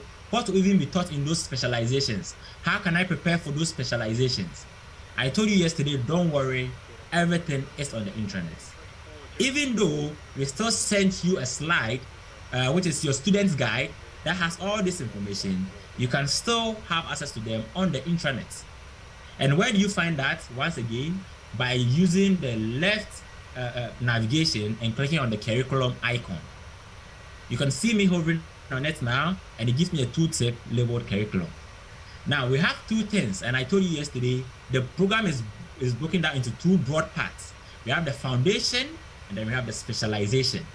Now, given this particular period, which is course 12, you can see that their specialization will be starting on this date, right? And then ended on this date. So clearly, I know when I'll be graduating from the program after I have successfully completed my specialization. As well, the foundation program started from this point and it will end at this point. So clearly, I know when I'm starting my foundation program and I know when I'll be completing my foundation program. But most importantly, we know that all work and no play makes Jack a dull boy. So we've also taken into account all the necessary breaks. Every holiday that you'll be encountering as well, you see them here. You can see the dates that you'll be going on a break and then the date that you'll be returning from your break. This will also help you schedule and make your plans, okay? Help you schedule and make your plans. So this is what it means to have this page. But then we are not done. You can see that we've gone through the curriculum dates and then holidays, but I missed one important thing, which is the overview. So I'm going to click on that, and then it brings me to this point, okay? So what did I do? I clicked on the overview, and it brought me to this page. Now, once again, the first thing you see is the curriculum foundations overview. This overview is just for foundations. So you can read the topic, and you see that this is for foundation. Also, you see a subtopic, which is first trimester, which means it will be broken down into three trimesters, right? So we have the first trimester, we have the second trimester, and we have the third trimester, right? Then for each and every trimester, we give you a breakdown of what you will be introduced to, the major topics that you will be encountering in the program, as well as the 8 details, a bit of information. Now, you might not see all those information in here, but the question is, how then do I get more information on this? Yesterday, once again, we got a question that, oh, I'm new to software engineering. How do I prepare? How do I make sure that I keep up the pace with my colleagues and all that? This is your starting point as a very new software engineer. Why do I say this is your starting point? Because you are enrolled in the software engineering program. We are training you with the necessary tools, skills, and knowledge, right? Or we are equipping you with the necessary tools and knowledge that you need to succeed as a software engineer. But where do I find those information? This is where you find that information. And how then do I make good use of this information? The simplest thing I'll tell you is this. If you are very new to software engineering, and if you want to get a head start in the program, go to the intranet. Once again, click on the curriculums. Under foundations, click on the overview, which brings you to this point. Now, write out your own plan or your own calendar, right? And then I want to know, what is Emacs? I have never heard what Emacs is in my life. What is Vim? I have never heard what Vim is in my life. Some of us might already know what Vim is because we know it's a product that is used for a household product. But why am I seeing Vim here in my software engineering program, right? Then there's Git and GitHub. What is this? How do I know information about this particular topic, right? So what you can do is, if you cannot hear me clearly, please check your speaker. If you cannot see my screen clearly, please check your settings, the quality settings on your YouTube website, okay? You should see me clearly. But I hope majority of you guys can see and hear me clearly. Thank you so much, Ben. Okay, thank you. All right, so let's go on. So how then do I make use of this information as a new software engineer? So I don't know what Git and GitHub is. So what I do is I can just come here, copy this, open a new tab on my browser, and then go to google.com. Now, Google is your friend, okay? As a software engineer, Google is your friend. Why is Google your friend? Because Google is a platform that exposes you to a lot of information that helps you in your research. So I'll come here and type what is, and I'll just paste what I copied, which is Git and GitHub, okay? Press and enter, and immediately you can see a whole lot of information in here, okay? Now, if I'm the reading type, I can just click on the new, the first tab, and then just read what is in here. But someone is there saying, oh, read it again, back to the school life, where I have to read. No, it is not always about reading, okay? Look at this. On Google, you can see videos here. I can also click on video, and it will give me a bunch of videos on Git and GitHub. Do you see that? So if I don't have the time to read, I can still have the time to watch a video.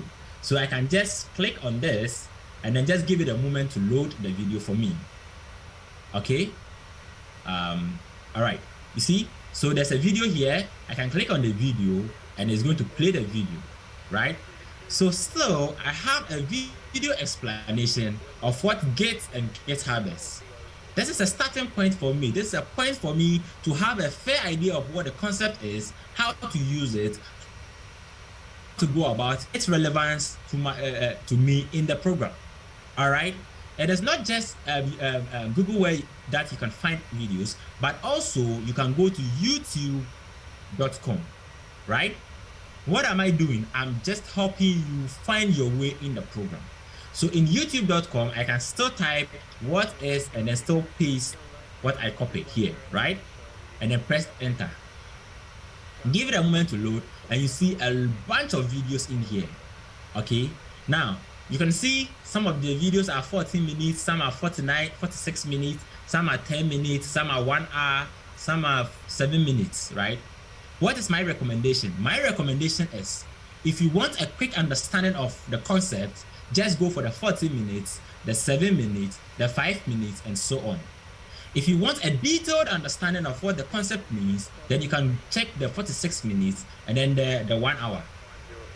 These are ways that will foster and enable you to do better research of each and every concept that you see in here. It gives you a stepping stone into the program. And then you don't have to wait for us to release the project to you before you read about it. Great. So this has been a detailed explanation on what the curriculum is about. Right? Okay. So the next thing will be for you to also take a look at the short specializations, right? So for front end, this is what you'll be doing. And then for back end, this is what you'll be doing. Everything is at your disposal, guys. Everything is up to you. The information is out there. You have full access to the internet. Don't be limited by what you can do. Go out there, go crazy, do your research, read around, watch enough videos, make sure you are well up to date. And trust me, you will not find yourself wanting. You remember when we said you require 70 hours a week for this program? Yes, this is part of the 70 hours. Doing good research and understanding what the program and the concept is about before having the project released to you is key. Okay, it's very key.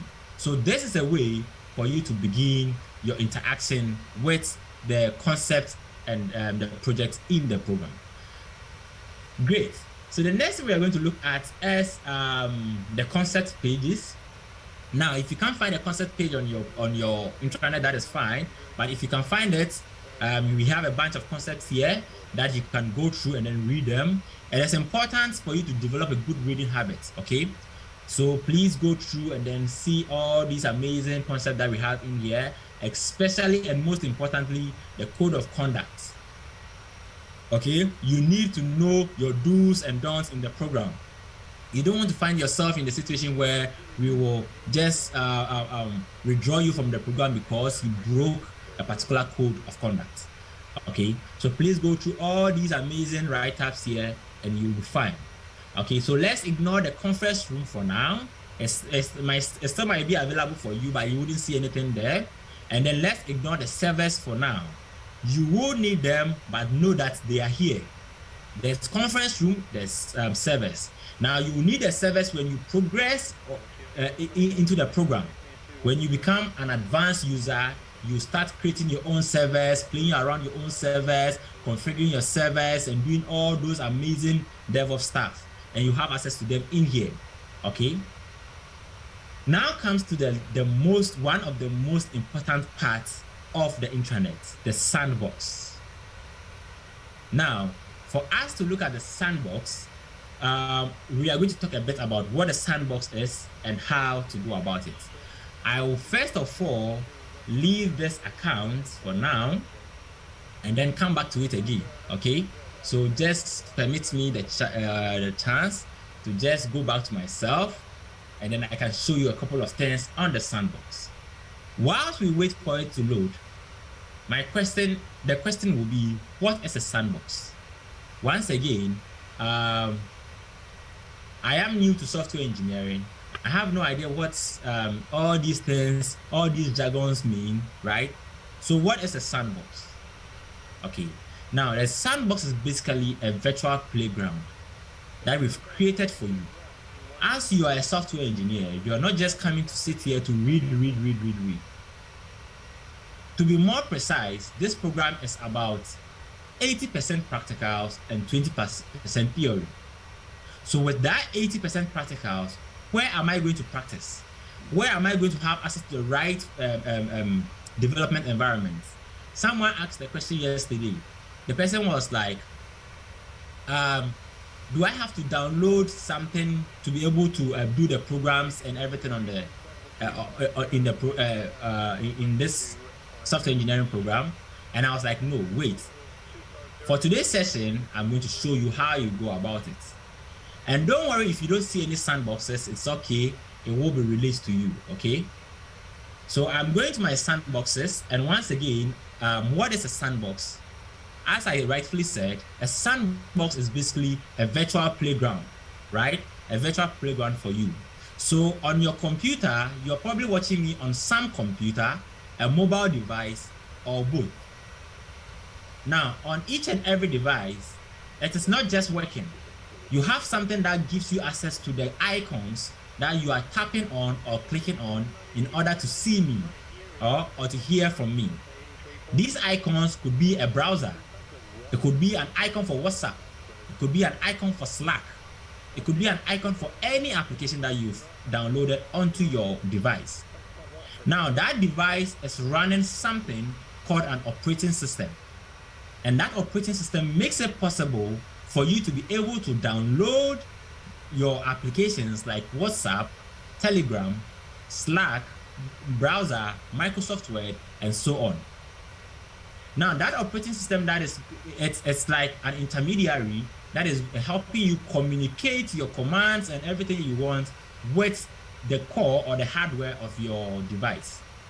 So as you can see, that operating system on your mobile device that you are currently listening to me from, or from your laptop or your desktop, could either be an Android operating system, a Windows operating system, a Linux operating system or a Linux distro, a Mac OS operating system, an iOS operating system, or any one of these operating systems that I've mentioned. Now, these operating systems allow you to do all the amazing things that I mentioned, like downloading your apps, creating files, creating folders, watching movies, and all those stuff, right? That is the same environment that you need to write your programs on. So the sandbox basically helps you to create something of that sort, right? An environment. So that operating system is called an environment, and it helps you to create a similar environment. You can see I have a lot of sandboxes in here, going on in here, but I just want to show you a couple of things. That is why I came here. Once you start seeing sandboxes on your intranet, it will look something similar to this. It might not be as many as mine, but you will see 1 or 2 or 3 at most of it. Now, on the sandbox, you will see a label here, and what you can see here is the type of operating system or environment that sandbox has. So what you see here is an Ubuntu 20.04 Fabric 3. Right to the top, you see Ubuntu 20.04. Now, Ubuntu, once again, is an operating system. It is an environment just like your Windows operating system, your Android operating system, your iOS operating system, your macOS operating system, and so on. Okay, but this one has no graphical user interface, at least for the sandbox. Okay, again, what is a graphical user interface? This is the icons that you are seeing on your computer, on your phone, or on your phone. Okay, and what is this going to give you? This is going to give you what we call the command line interface. So you will see something similar to this on your intranet. The first thing you need to do is to what? First read the first thing, which is Ubuntu 20.04, and then click on the run. So I'm going to click on the run, give it a moment, and you see what is happening. It says it's loading and it's spinning up my sandbox. This is synonymous to you turning on your computer or turning on your mobile device.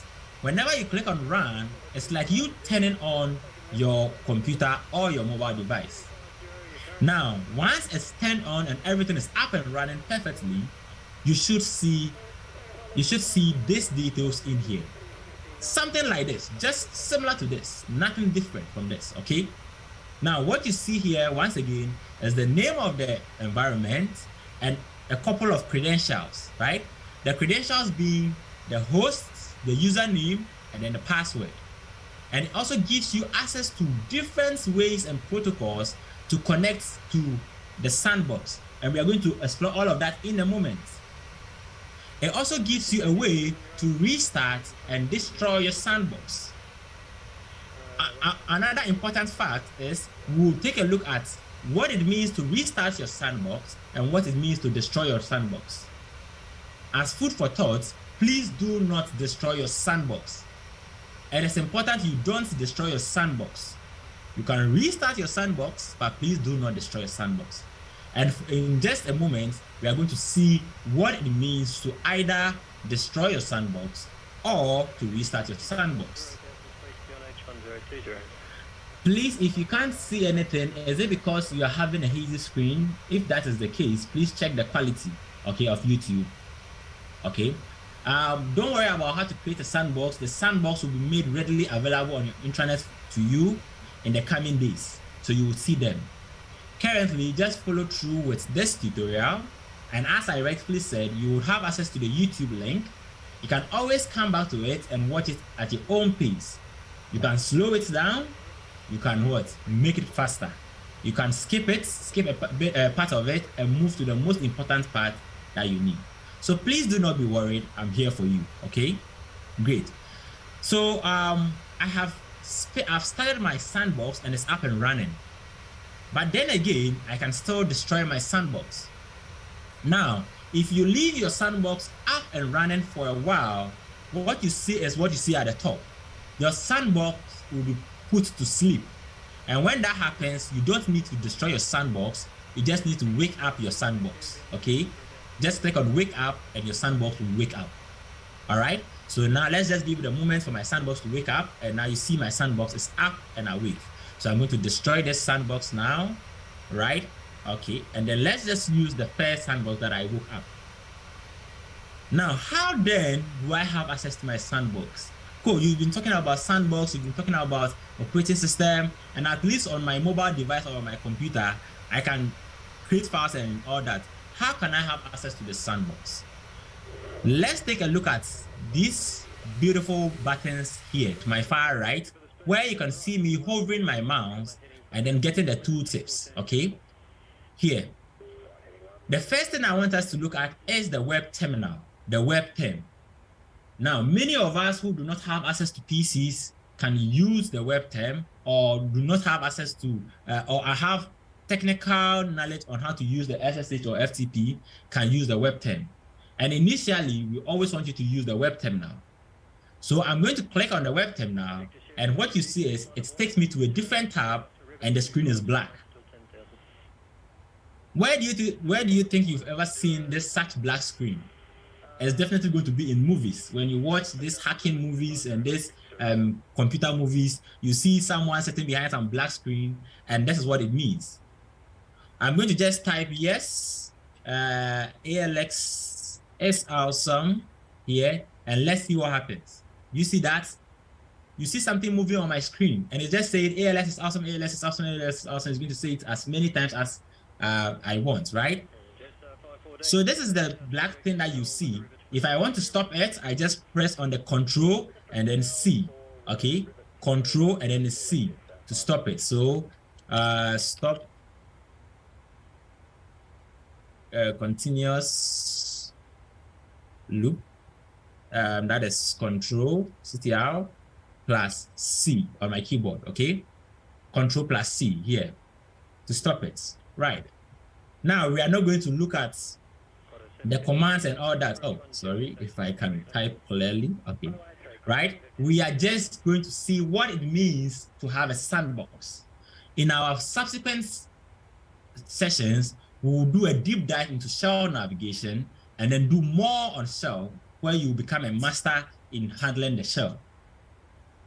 So this is your web terminal. And always remember to always get out of your shell or your terminal, please exit. Type the exit command. Never close your web term, your tab. Just type exit and followed by enter, and then it will disconnect you from the web terminal. Don't forget, if you are a beginner, please follow my instructions.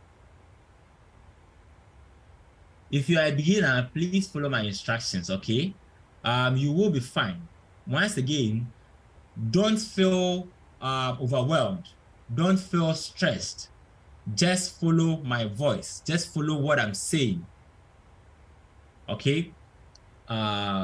If it's not clear for you, you can always rewatch this session over and over again. But also, we have subsequent sessions to help you understand. Great. So this is what it means to have access to your sandbox. So I'm going to close my tab now and then come back here. Now, what other ways can I connect to my sandbox, okay? There are a couple of ways that I can connect to my sandbox, and I need you to know about it. Even if you are a beginner, you need to know about it. So I'm going to open this black screen you can see here, okay? And then I'm just going to put it to the side here, and then let's just bring you here. Okay, so I guess you can see now. And then probably make this a bit bigger. Okay. Right. So edit. Let's go to parties. Let's go to fonts, and I'm just making my font a bit bigger so that you guys can see, and then just make it small here. Okay. Hit play. Okay. So what other ways can I connect to my sandbox? The first way I've showed you is to click on the web term, and it just opens the sandbox for you. Okay. If not, then you can just click on this SSH stuff you see here. It will copy a command. Just go to your command line, and then you just paste here. Okay. Press enter, and then wait for a moment. It tells you the authenticity of this host it's not known. So I'm just going to type yes after reading the prompt, and it's going to ask me for my password. Forgive me if it's too big. I just want you guys to see. So yeah, and I can paste my password. Don't worry if you don't see the password, because it wouldn't show you the password. You allow it to authenticate, and it will take you into your sandbox. Okay, it takes you into your sandbox. So we are going to compare what we have here. I think this is too big. Hold on, let me just make it much smaller. Let's go for 36. Yeah, this is okay. And then let's bring you here, and then let's bring you here. Okay, great. So I'm going to click on my web term again, and you will see something here. So you see there's routes here, there's route here, and then there's B73897E03EC1, right? The same thing here. What it means is that I have connected to the same sandbox. Now, there are a couple of commands that I can run to see what is going on, okay? So don't worry about these commands. Once again, we are going to do them in our subsequent session, which will be on Thursday. So I'm just going to create a file here called first file, okay? And then you can see that first file here. On my command line, you can see if I should do the same thing here, I would see the first file typed in here. So whether you connect using the web terminal or the SSH, you will still be connected to the sandbox, okay? And you can do everything that you want. So I'm going to create one more file called second, and then let me just, it's fine. Let me just create another folder called folder, okay? Now, so we have these things created here, okay? And I'm going to just leave my sandbox by typing exit here. But I'm still connected on here, okay? If I do ls, I should see this here. Don't worry if you don't get the commands that I'm running. I am just showing you what the sandbox is, okay? We are going to take a deep dive into shell navigation on Thursday, where you would understand all these things. For now, I just want you to understand the implication of what? Destroying or restarting your sandbox. So I have created a couple of files and folder on my sandbox, okay? So I'm coming back here, and this time I'm going to restart, okay?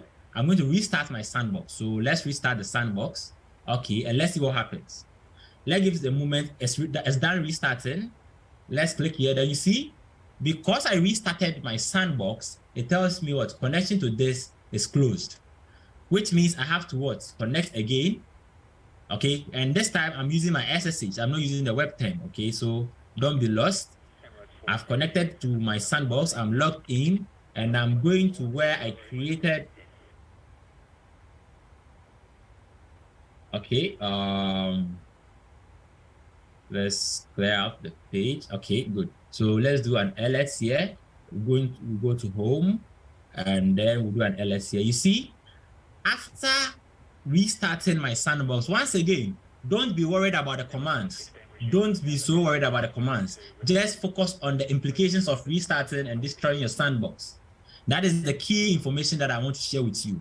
If you restart your sandbox, it is okay, you still maintain your files, and then your configuration, and then your folders, okay? So everything that I created is still here, and we can see them in here, okay? You remember when we created the first file, the folder, we made an attempt to create second file, but we named it second or whatever, right? Don't worry, we can always rename it. We still have it here even after restarting our sandbox. Okay, then now I'm going to destroy my sandbox. So I click on destroy, and it tells me all data in this sandbox will be lost. Are you sure you want to destroy it? So it's giving you a prompt, okay? It is giving you a prompt. Take note of the prompt. I click OK, and that has destroyed my sandbox. Let's come here. Then you see that it has, well, it says what? The connection to this has closed because I destroyed my sandbox. Now, I'm going to start my sandbox again. Let's see if I lost my files, okay? Now, once again, I copy my SSH command, I paste here, I copy my password, I type yes, and then I paste my command, my password, and then let's go back to home. This is where I created my stuff, and you see that everything is gone. Everything I created, the first file, the home, the folder, everything is gone. So please do not destroy your sandbox. It is important you don't destroy your sandbox. Great. So that is all about the sandbox. That's all you need to know about the sandbox for now. Okay, you will have your sandbox on your intranet in the coming days. If your sandbox is empty, please don't worry. You will have it in the coming days. Once you have your sandbox, don't be lost, Enoch. Don't be lost. Okay, just take your time. I'm reassuring you over and over and over again that if you don't worry about the commands that I'm typing on the black screen. Okay, we will go through that on Thursday. Okay, you will very soon become a master in it and you will not be lost. So please don't be lost. Great. This is all about the sandbox. The key takeaway here is your sandbox, where to find your sandbox, how to start your sandbox, what it means to restart your sandbox, what it means to destroy your sandbox, how to connect to your sandbox using both the web terminal and then the SSH protocol. Great. Now, the next thing we are going to move on to, after understanding the sandbox, is the cohorts, okay? Oh, sorry. Oh, sorry. I need to just impersonate this guy again. All right. So I'm going to impersonate this person again, and then, yeah. So you will not see cohorts, but you see peers, okay? This gives you access to your peers. It gives you access to your peers, so you can send a message on Slack, you can send them an email, and so on, right? And then last but not the least is your captain's log. You have access to your captain's log. So the captain's log allows us to keep track of your progress in the program. So make sure you always fill out your captain's log. It's been a long one and I've been talking for a very long time. I think over an hour. So I'm going to end here on my deep dive into the intranet. It has been very deep. This video will be available on your YouTube, the YouTube link. You can always watch it as and when you want, okay? And then at your own pace. So Lynn, do I still have you here? Hello? Hey, cool. Yes, okay. I'm still here. What's up? All right, so it's been a long one. So can you please, do we have any questions that we can answer? I've just dropped the link for them. So, okay. Hi guys. Once again, if you have any questions, the Slido link is on the YouTube chat. Please just go there, type in your question, and then Cole will answer the questions as they come in. Exactly, guys. I know it's been a very long one. It's been a very lengthy one, but it is important for you to understand the sandbox, because it will be your virtual playground. It will be your classroom. It will be the place or the position where you have all your projects released to you, all your projects completed, and all your projects submitted. Yes, we have a couple of beginners amongst us. If you did not understand anything, once again, the YouTube link will be available for you. You can watch it in any way, shape, or form that you want. That is, you can slow it down, you can speed it up, you can skip in between to the most important information that you see fit, and so on. Now that you also know where to find the key components and the key things on the intranet, where to find your projects, where to find your planners, where to find information about the curriculum, where to find your sandbox, and all these things. You also know how to connect to your sandbox, how to exit from your sandbox, what it means to restart your sandbox, what it means to destroy your sandbox. So now I'm going to take a couple of questions. Okay. So we have a couple of questions coming in. Faith, if you are here, can you help me answer a few of them so that I can catch my breath? Yes, Cole. Let me just. Thank you so much. Yeah. So let me just share the slide link with you on the chat. So it's here. Yeah. Yeah. So please upvote questions if you think the question is similar to yours, rather than asking the same question. Okay. Over to you, Faith. Awesome. When are we going to get our sandbox? So that will happen as soon as I think you start the Shell navigation project. Look out for that on the internet. I think the project should be released tomorrow or the day after as well. Next question. What do I do if I get an unfair 0? Can I run my code on VS Code, or is it mandatory to run it on the sandbox? So the current projects in which the checker will look for your code in the sandbox and in the sandbox environment. And there are certain projects as well where the checker would look for your code on GitHub when you get to learn more about GitHub. And certain projects where your code will be required on GitHub. So for cases where and it will be explicitly said within the project itself to use the sandbox. So kindly use the sandbox, and just give me 1 minute. I shut my background noise.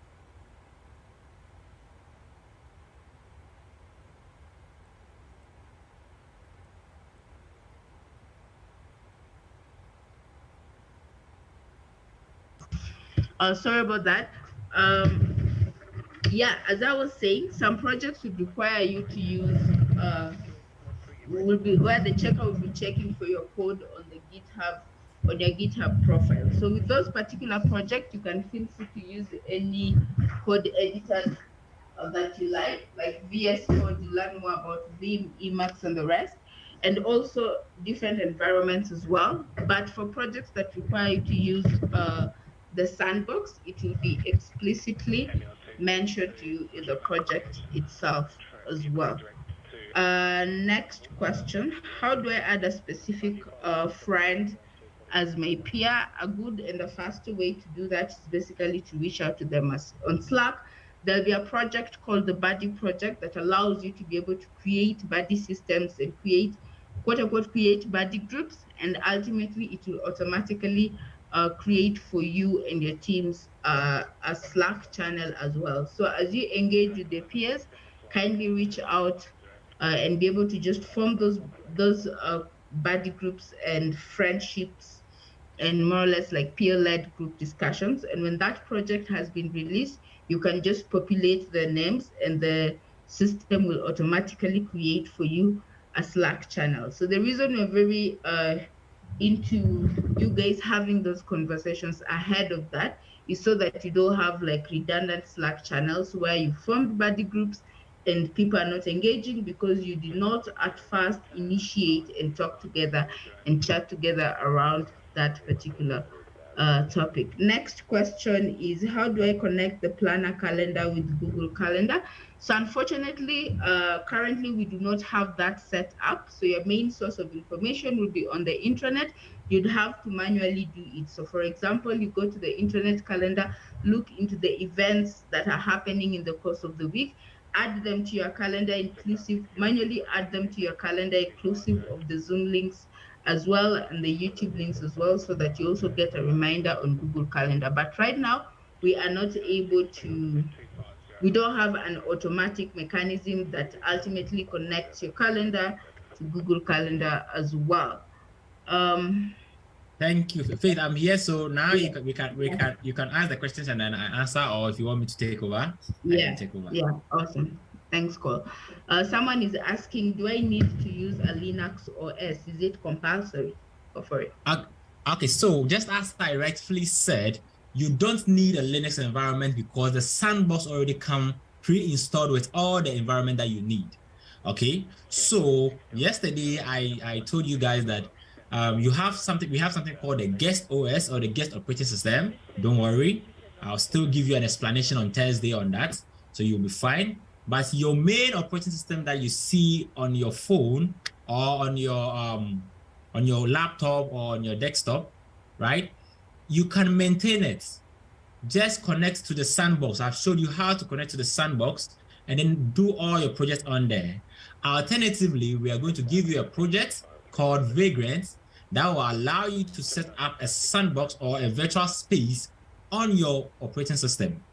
That virtual space can accommodate a Mac OS, a Linux OS, or whatever operating system that you want. But for us, we will allow you to install an Ubuntu on the virtual space on your local PC. So you don't necessarily need to wipe out the entire operating system you have on your current device and then use a Linux. You can still maintain your current operating system, leverage on our sandboxes to complete your project, and as well, once we teach you how to do use Vagrant, you can set up a virtual space on your local operating system and then use it without having to wipe out your main operating system. Thank you, Faith.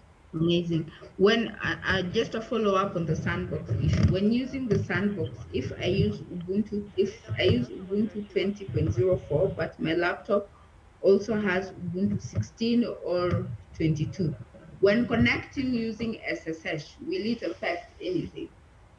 No, it won't not affect it. So if you are currently using a different variant of Ubuntu, that is 14.04 or 16.04 or 18.04, right?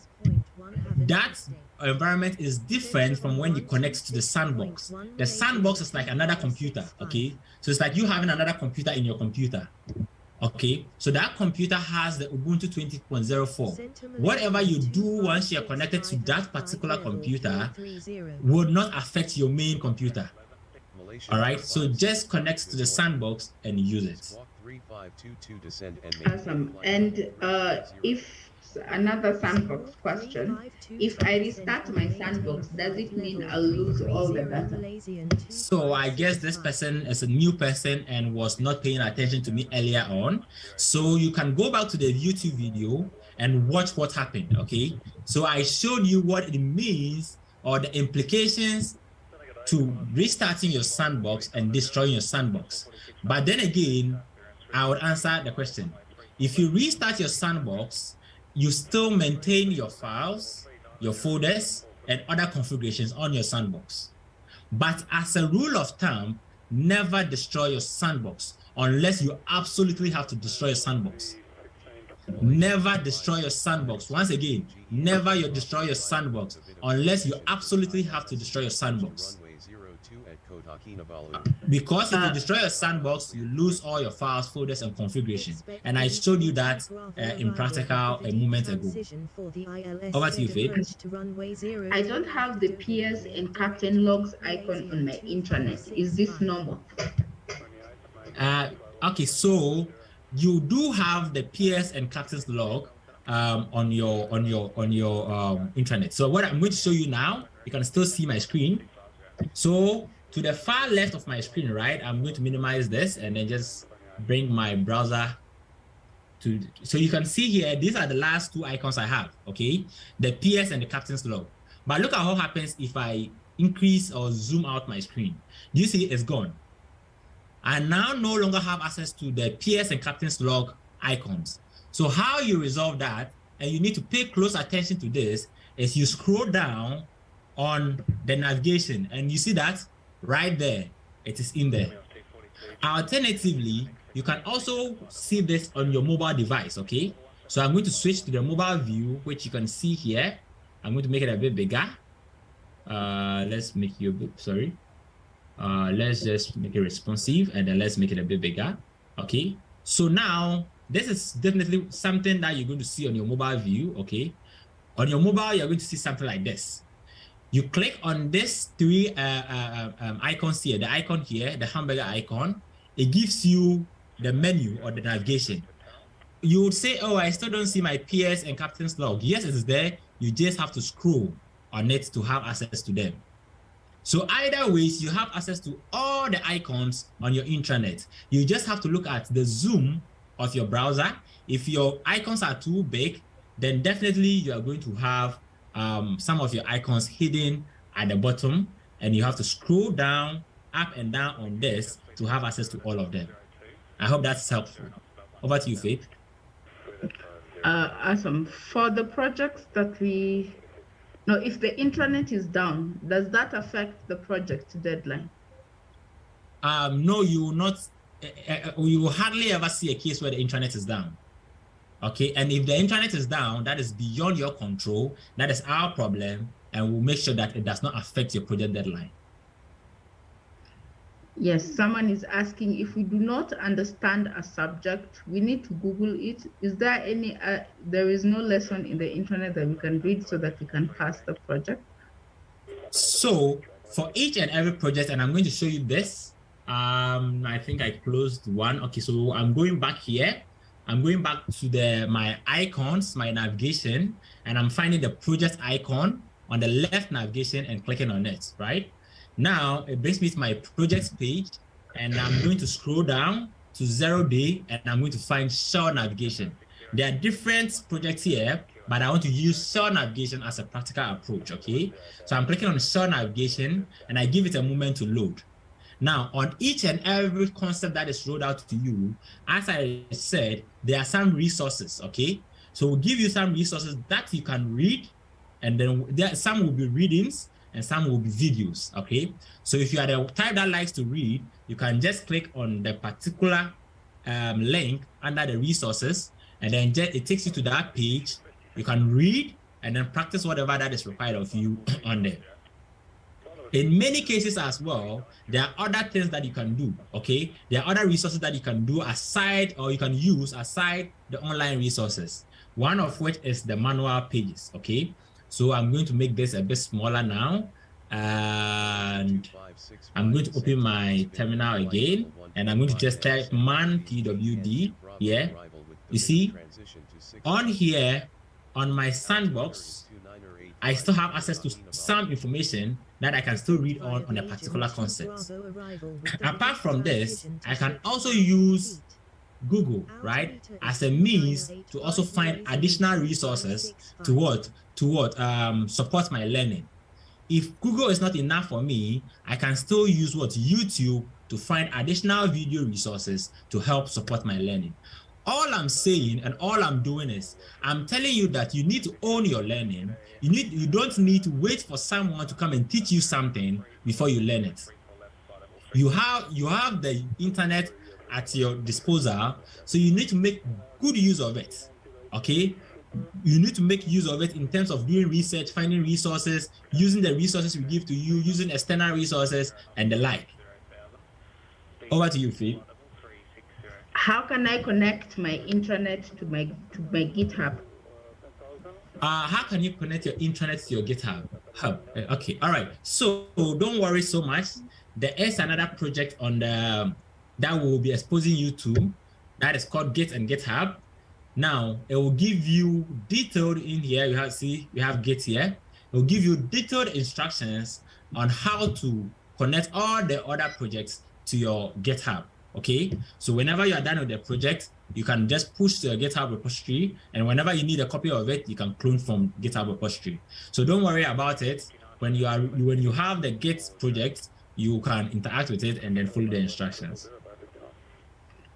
I can't upload my picture on the internet. It keeps saying picture is too large. Okay, yes, so that probably means you are using, okay, so let's come here. I believe this is the point, right? Faith. Yes. Okay, yes, so you can see, so you can read right underneath this. It says what? Please upload a square shape picture with a maximum size of 2 megabytes. Okay, no megabytes. So how then do I know? Let me try to see if I can find a picture here. Okay, so I have a picture here, right? Let's go to pictures. Okay. So if I have a picture here, how do I know if this picture is bigger than 2 megabytes, right? So I can right click on it, go to properties, and then in here you can see the size of the picture, okay? So just check the size, make sure you check the size before you upload. Make sure it's not greater than 2 megabytes. Over to you, Faith. Some of the tools like Sandbox, Peers, and other ones you mentioned, I think we've answered this page. If you asked this, basically minimize your screen or zoom out to be able to access all the icons as well. How do I form a Google link in my intranet project? Okay, so there are some questions that we want you to be a bit more proactive, okay? Now, when you have the tendency to ask for how to do each and everything, then you are not learning. Once again, you need to own your learning. So your question was what? How to create what? A Google link, right? What, Faith, was that it? Yes. So you can use YouTube, Google to how to create a Google link. Right? Google link, right? So you can find so many informations in here, right? Either watching, create a shareable link in Google Drive, create a link in Google Docs. Do you see that? This is me searching for how to create Google link, and then clicking on videos to see all these videos. Alternatively, I can click on all to see all these other information here. So please be proactive. There are some things that once again, I said Google is your friend. So you need to know how to do research to learn more and then find external resources to support your learning.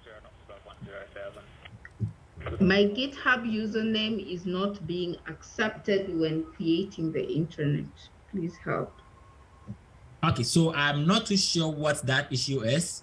So maybe you can send me a message on Slack, and then I can just help you debug or resolve it. Or you can also reach out to Faith or any one of our other amazing technical mentors, and they'll help you. Yeah, and just to clarify, Cole, so if the GitHub username has to be unique, so chances are you are submitting a GitHub username that is already in our system. So what that simply means, either you deferred earlier or perhaps you were withdrawn from the program and you reapplied with a different email address and are using the same GitHub account. So kindly reach out to me and Cole so that we can investigate further, or alternatively, you might be trying to put someone else's GitHub username as yours. So that discrepancy. So if your GitHub username is being accepted, it means it's already in our system.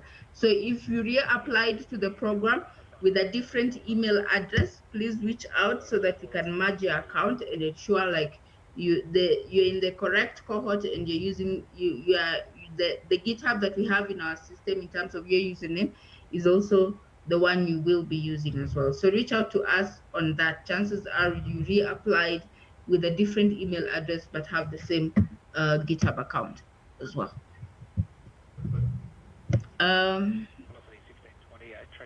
We have, okay. Please, I don't have the peers. I think we've answered that one. Let me just go to again recent. How and where do we install the terminal? Okay, that is a very good question. You don't need to install a terminal. If you're using any operating system, that is Windows, Mac OS, or Ubuntu or Linux distro, you have your terminal or command prompt on there. So how then you access it? For now, I'm using the Windows operating system. So I'm going to show you how to do it on Windows. So you see, if you're using Windows 10 and above, you see a search bar down here, right? You can click on that search bar and then just type command, and you see that right there, it gives you command prompts. Click on it and then it opens a command prompt for you. Okay? If you're using a Mac, right here, right? If you're using a Mac, all you need to do is just press the keys, right? Command and then space on your keyboard. It will open the Spotlight search for you, and then just type terminal, okay? Terminal on your Mac, followed by enter, and then you see a black screen. That is your terminal. I hope that is helpful. Another question about the reviews, how does it work? So we have two types of reviews, right? We have the manual review and then we have the automatic review. Now, after you've completed each and every project or task on the intranet, we require you yourself want someone or us to check your code or check your work to make sure that you have met the requirements. It's synonymous to you being marked, right? You are in school and then you're submitting your work and your lecturer or teacher is marking your work. Now, we are not using the traditional lecturer-student approach or teacher-student approach. So manual reviews are a way to enable your peers to also go through your project and then make sure that you did the right thing, it meets the requirements, and then they award you a score for it. Now, not all projects require manual review. Some projects are auto-reviewed. What it means is that once you are done with the project, after the deadline, we have a checker who would review the project and then give you a score. I hope that answers your question. Yes, it does. Someone is saying, I still can't change my name. Tried Jasper and no response. Okay, so okay, please go on. So you have to give it a few hours, not about like 45 minutes. But when you jump on Slack, type at Jasper on the chat button and be able to access the app and just follow the instructions in terms of like changing your name by inputting your first name, middle name, and last name as well. Do hard things. All of us who are privileged enough to be healthy, to be alive, to have education, what is the purpose of Captain's Log? Our role is not to do small things. So just as I said, Captain's Log allows us to keep track of your progress, how well you are that we can justify project, how you are collaborating with by solving the world's biggest that. problems. So basically a way for you to give us some information on how well you are doing, and for us to use that information to better make your learning experience in the program. Yeah. Can I access the terminal on my phone? On your phone? Okay, Faye, do you want to take that? Yes, but there are certain apps that you need to download. Let me just confirm one terminal. Just give me one. Yeah, so there are certain apps you need to download on your phone. For example, Tamax as well.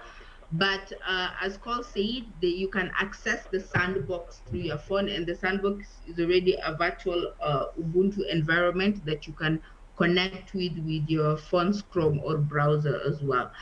For those thinking of doing this program through the phone, you can attempt in the first, I think, perhaps 3 months, but kindly purpose to be able to get a laptop, because there are some projects that will require you later on in the program to have a laptop as well. Awesome. What if someone does not review another person's project? What happens to them?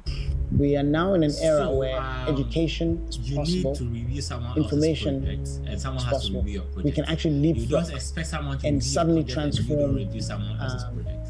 the but potential of this burgeoning youth population the learning process into a very powerful force for change, for driving economic growth. Nelson Mandela once said, so if you are reviewing every now and then project, you are given the opportunity, or you have the opportunity or privilege to look at someone else's answer from a different perspective. That is part of the learning process. Okay, you don't always rely on what you know, but we learn from other people. So reviewing a generation is called upon to be great. Gives you an opportunity. You can be that great generation. Perspective as well. I believe that we should carefully identify and cultivate the next generation of African leaders. And this generation 4 that is coming up will be the greatest generation that Africa and indeed the entire world has ever seen. But all the hard things we have to do, I'm not too sure about that. The most difficult thing when it comes to is to keep going individually when everyone else is telling you this isn't going to work and no one believes in you. Okay, because and it looks like it's all going to work, and to keep faith and to have the perseverance and passion to keep the going. project on the sandbox.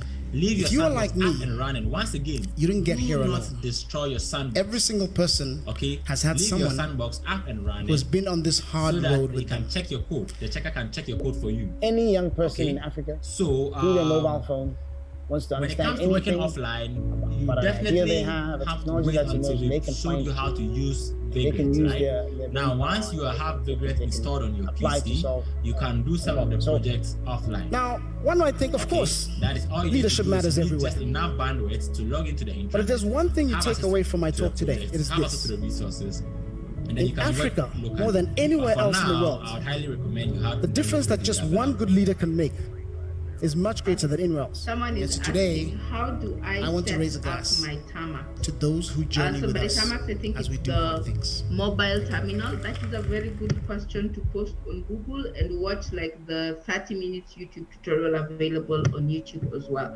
So to set up Tamax, kindly just jump to Google and you do hard like things. A series of resources and videos all of us on how to go about it. Who are privileged enough to be when healthy, will the checker details to be alive, to have education, and to have influence. Please come again. Our role is not to do small When things will the checker details and be to solve available small to me? problems.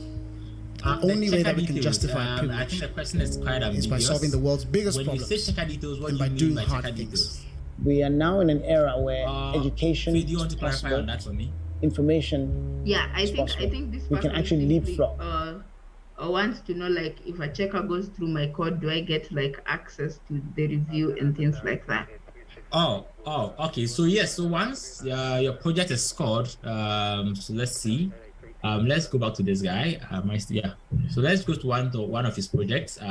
Let's go to projects, and then let's go to show navigation. I want to show you in real time what it means, right? So after the checker checks your code, this is what you see. Okay. So first of all, it is scored.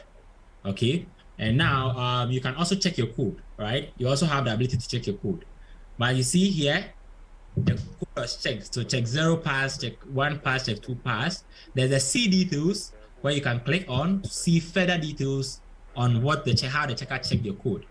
Okay, you have access to the full output of the checker with reasons. Also, pay close attention to this icon here. You can click on it and it gives you an elaboration on what the legends, right? So if you see something like this, the check 0 with that, then what it means is your code was successful. If your code failed, this is what you see. If your efficiency failed, this is what you see, and so on, right? So this is how you can have access to it in here. But for the check, once it's done checking, you can see that you receive your score. Awesome. Someone is asking, we are lost, how can we deal with that? Please, if you've lost track in terms of like where we are in this session, probably you just joined. This link will still be available to you. Kindly purpose to go back and watch everything from scratch. If you don't know what this session is about, kindly go back to the internet and review the calendar invite. It's everything with regards to like getting started on the internet. So it's a very important section. So if you missed the first part, please purpose to rewatch it again. Someone is asking, can you skip some materials if you already have some knowledge on it? For example, I know Python or JavaScript. Can I just skip ahead and do the project? Okay, you might say you know until you know. So please be patient. Please be patient. Even if you have some base understanding or you're already a software engineer, it's okay. We know you were already a software engineer, but go through the program, okay? Go through the program. You would realize you learn new things every now and then. All right, so please take your time and go through the program. I think, Faith, I think that will bring us to the end of our questions. We might have to give it back to Lynn to give us any announcement, any additional announcement there is.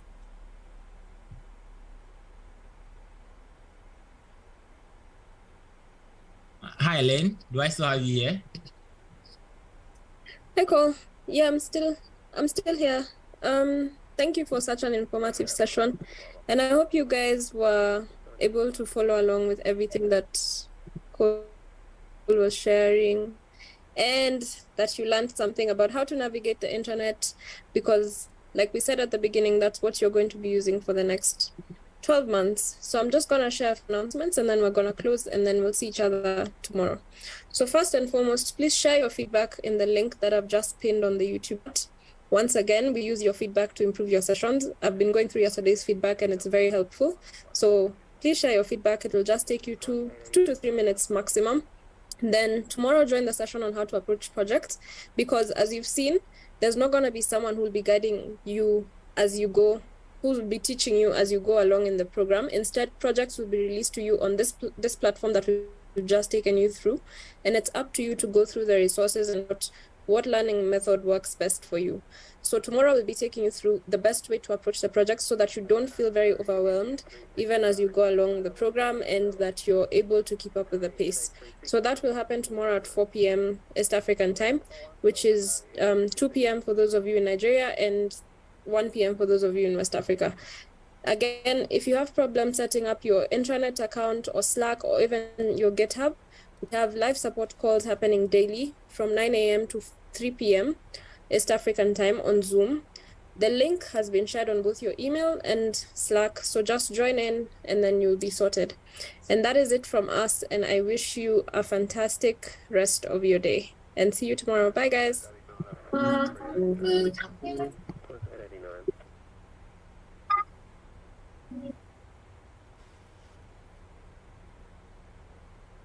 Everything they dance, you buy. When you buy, I go right to your eye.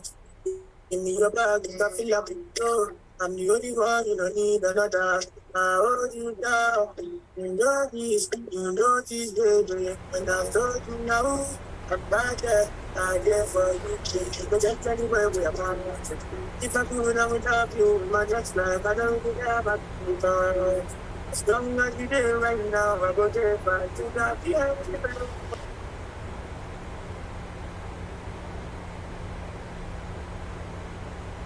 Malaysia 2565, contact Kinabalu Radar Director on 119.1. Enjoy your morning.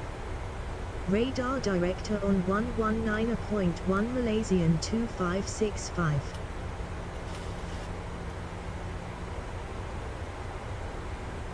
Radar Director Malaysian 2565 descending to 6,000 feet.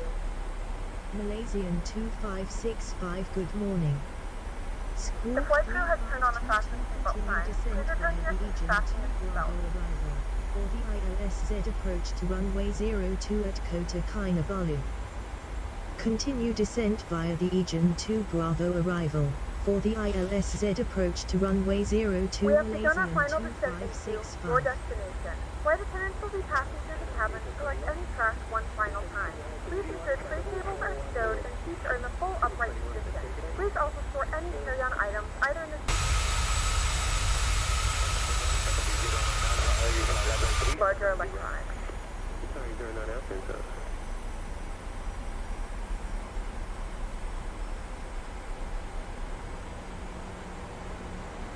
Flight FM 67, left line level 200 on descent, Utopia. Okay, 67.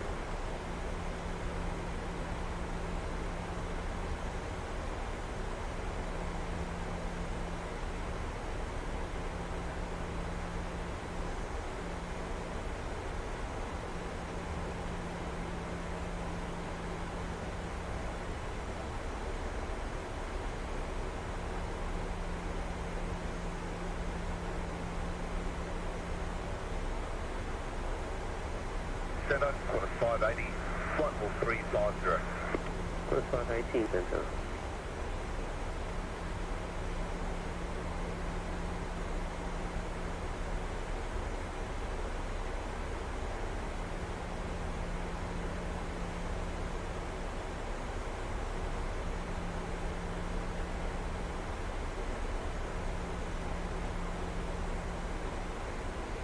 Sorry, 883670, final 410. Sorry, 8836, center.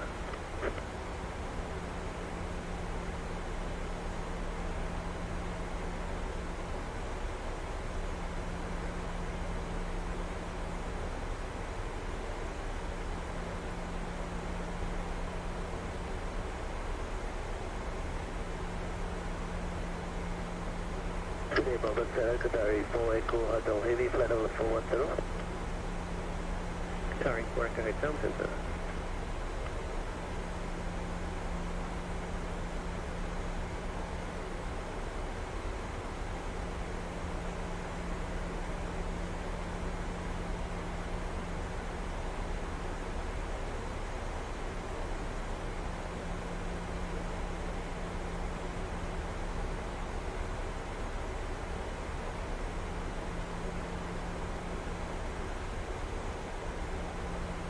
Connected Amboy 46, summit at flight level 450. 46, sir.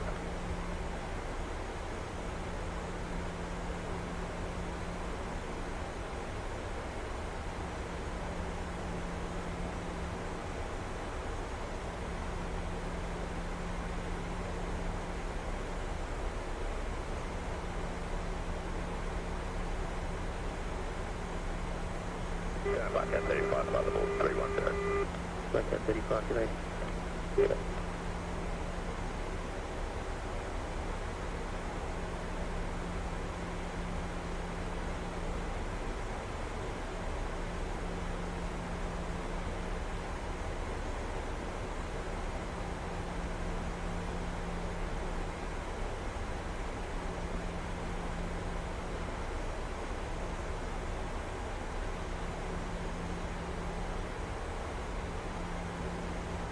Virtual 22, contact center 133.40 with your top of descent point. Malaysian 2565 descend and maintain 2,700 feet clear for ILS approach runway 02 contact tower on 118.3, good day. Cleared for ILS approach runway 02 tower on 118.3 Malaysian 2565.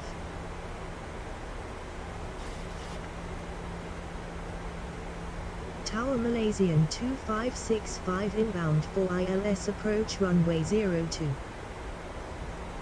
Malaysian 2565 good morning. Squawk 3522 continue ILSZ to runway 02 call when established on final. Continue ILSZ to runway 02 will call when established on final Malaysian 2565.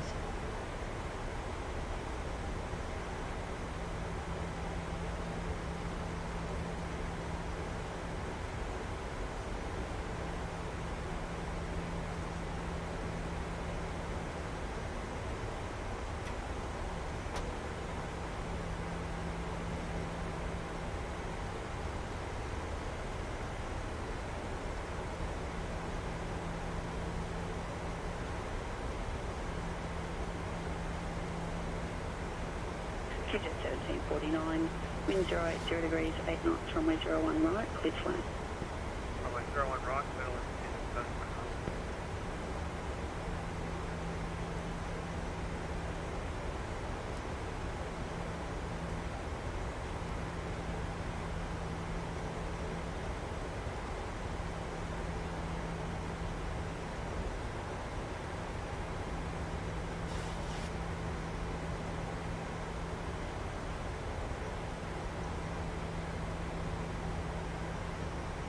Good afternoon, Chico 368.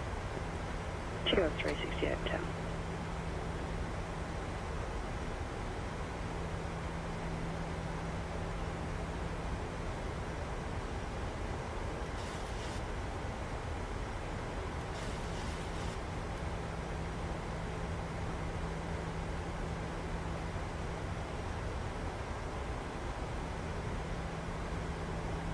Chico 368, wind 060 degrees, 8 knots, runway 01, cleared flat. Runway 01 right, clear to land, Chico 368.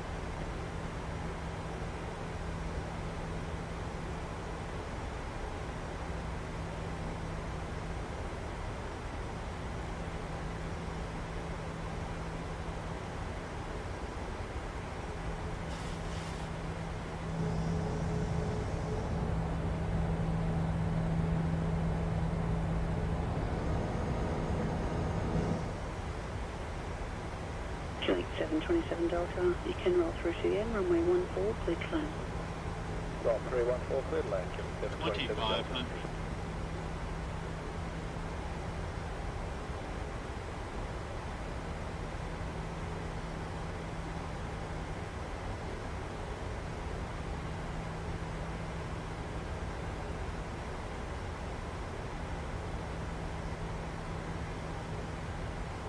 Singapore 236, runway 01 right, clear for takeoff.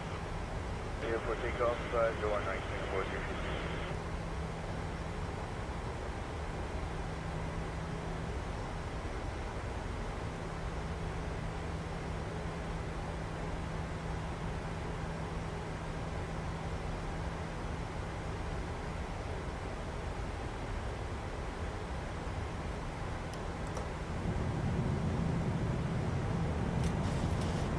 On at 616, wind 070 degrees, 7 knots, runway 01 right, clear to land. 01 right, clear to land.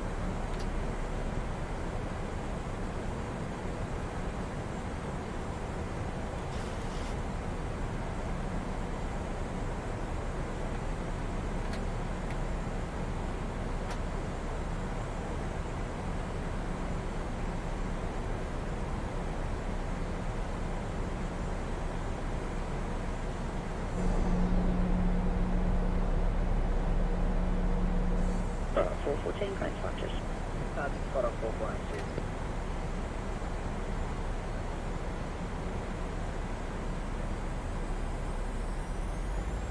Malaysian 2565 winds are light and variable, clear to land runway 02. Clear to land runway 02 Malaysian 2565. Velocity 374, converging traffic with a 70, 8 mile final runway 14. 374. 500. 400.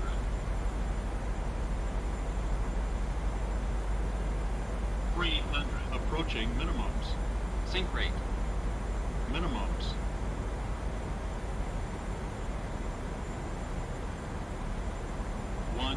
Sink rate. Sink rate. Velocity 2972. 30. Velocity 2972, 20. tower converging traffic with 737, 6 mile final runway 10. 01 right. Copy.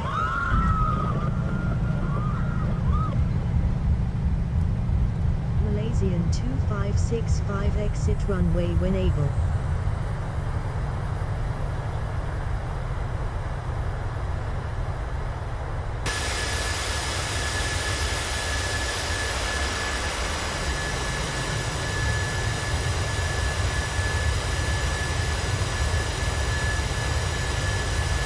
Velocity 374, wind 070 degrees 9 knots, runway 01 right, clear to land. Runway 01 right, clear land. Velocity 374.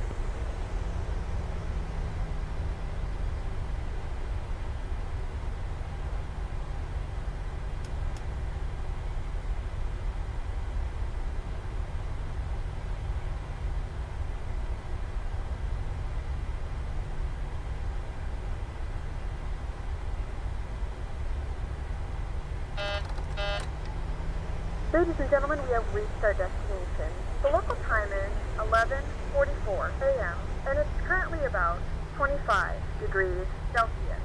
You can now use your mobile devices. Please remain seated until the aircraft has come to a complete stop and the seatbelt sign is turned off. Remember to use caution when opening the overhead bins as items may have shifted during the flight. If this is your final destination, we thank you for flying with us. If you're making a connection, we encourage you to check your itinerary to ensure a smooth continuation of your journey. 2972, additional converging traffic 737, 8 mile final runway 01 right. You can roll through to the end, runway 14, clear to land. Copy traffic, runway 14, clear to land, velocity 2972.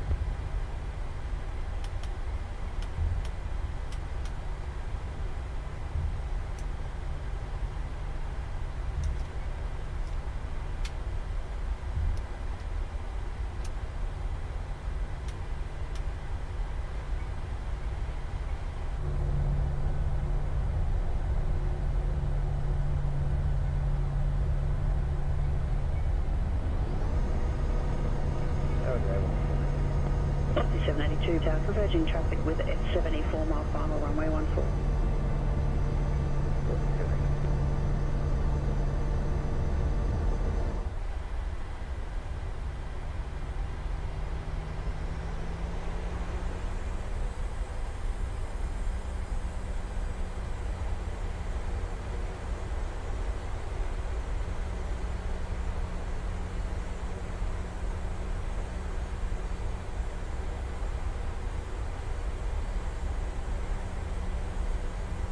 Velocity 782, wind 080 degrees 9 knots, runway 01 right, clear to land.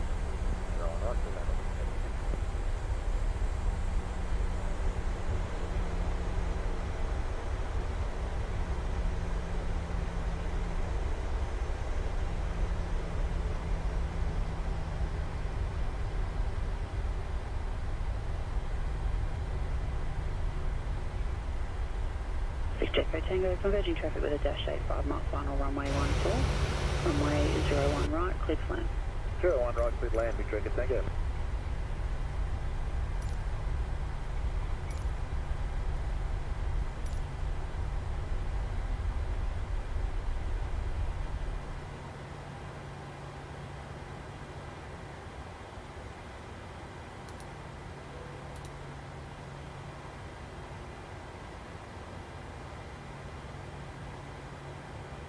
Link 580, you can roll through to the end, runway 14, clear to land. 14, clear land, roll through, Link 580.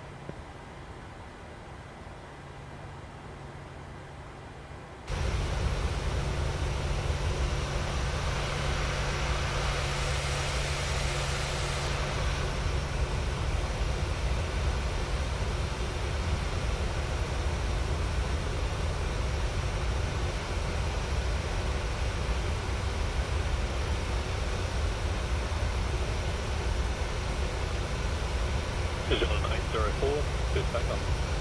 01, clear takeoff, New Zealand 804.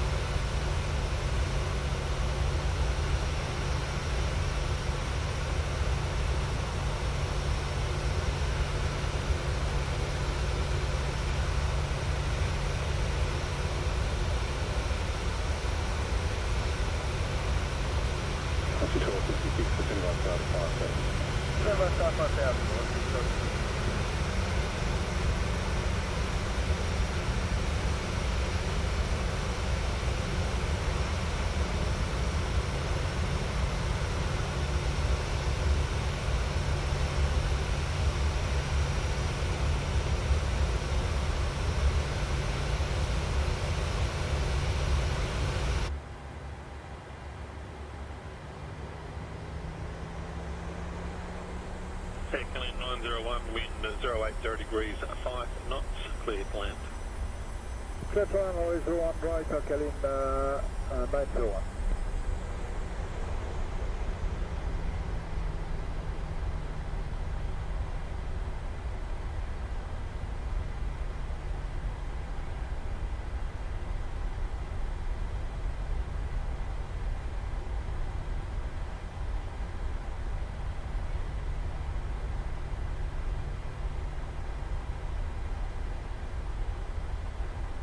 Velocity 1251 behind the landing A320, line up behind.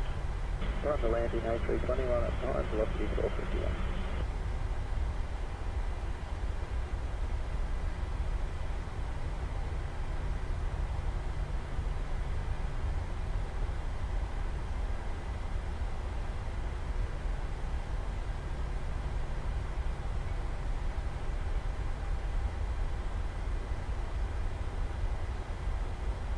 Velocity 159, clear direct stop. Direct stop, velocity 159.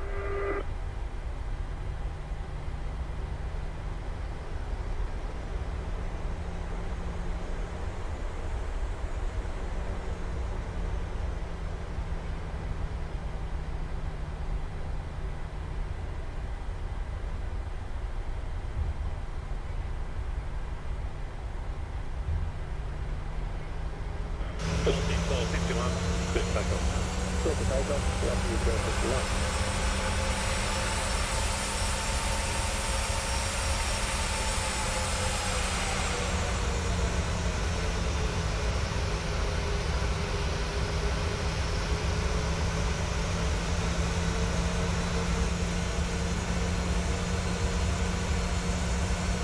Velocity 362, clear takeoff. Clear takeoff, velocity 362.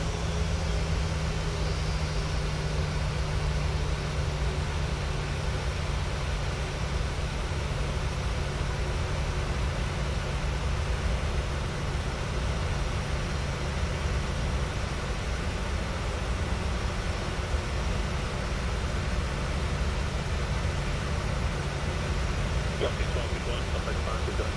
Velocity 1251, Asian.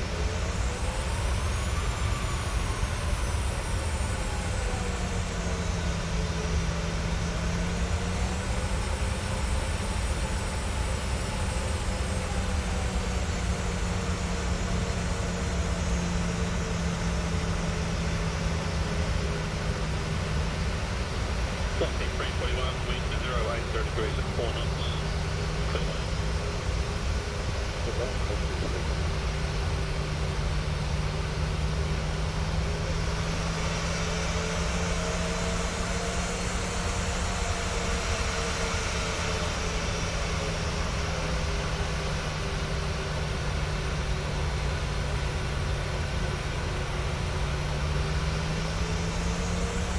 Velocity 346 behind the landing, company 737 line behind. Landing 737, line up on 737.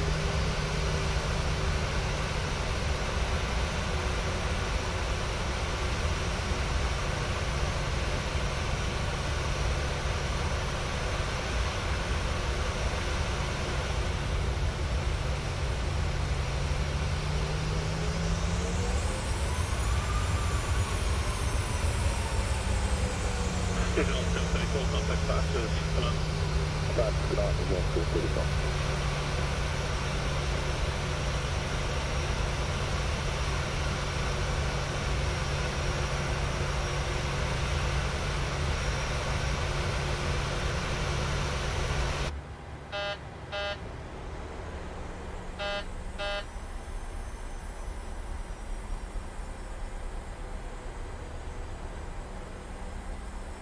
Velocity 346, contact departures, good night. 346, good up.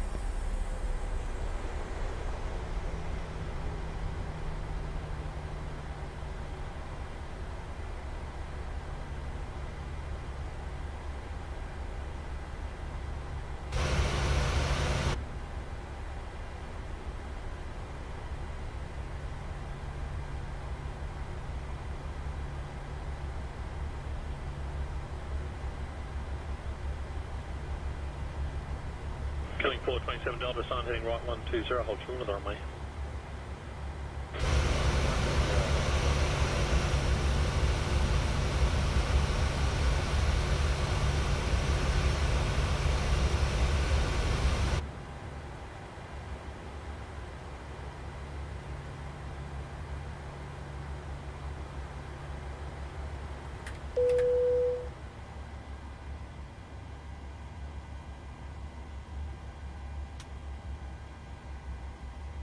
Velocity 1266, wind 090 degrees at 3 knots, clear land.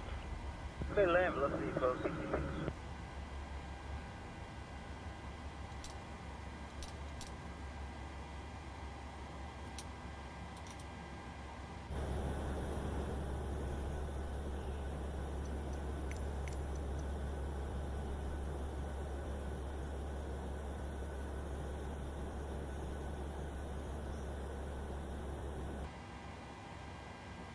Killing 427 Delta behind the landing, Fokker 70 line up behind. Behind the landing, Fokker 70 line up behind, killing 427. The boarding requested.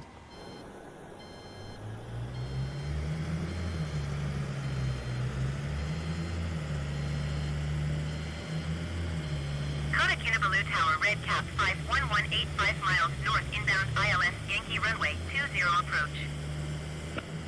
Red cap 5118 Kota Kinabalu Tower. QNH 29.85, wind 121 at tree. Cleared ILS Yankee runway 20 approach.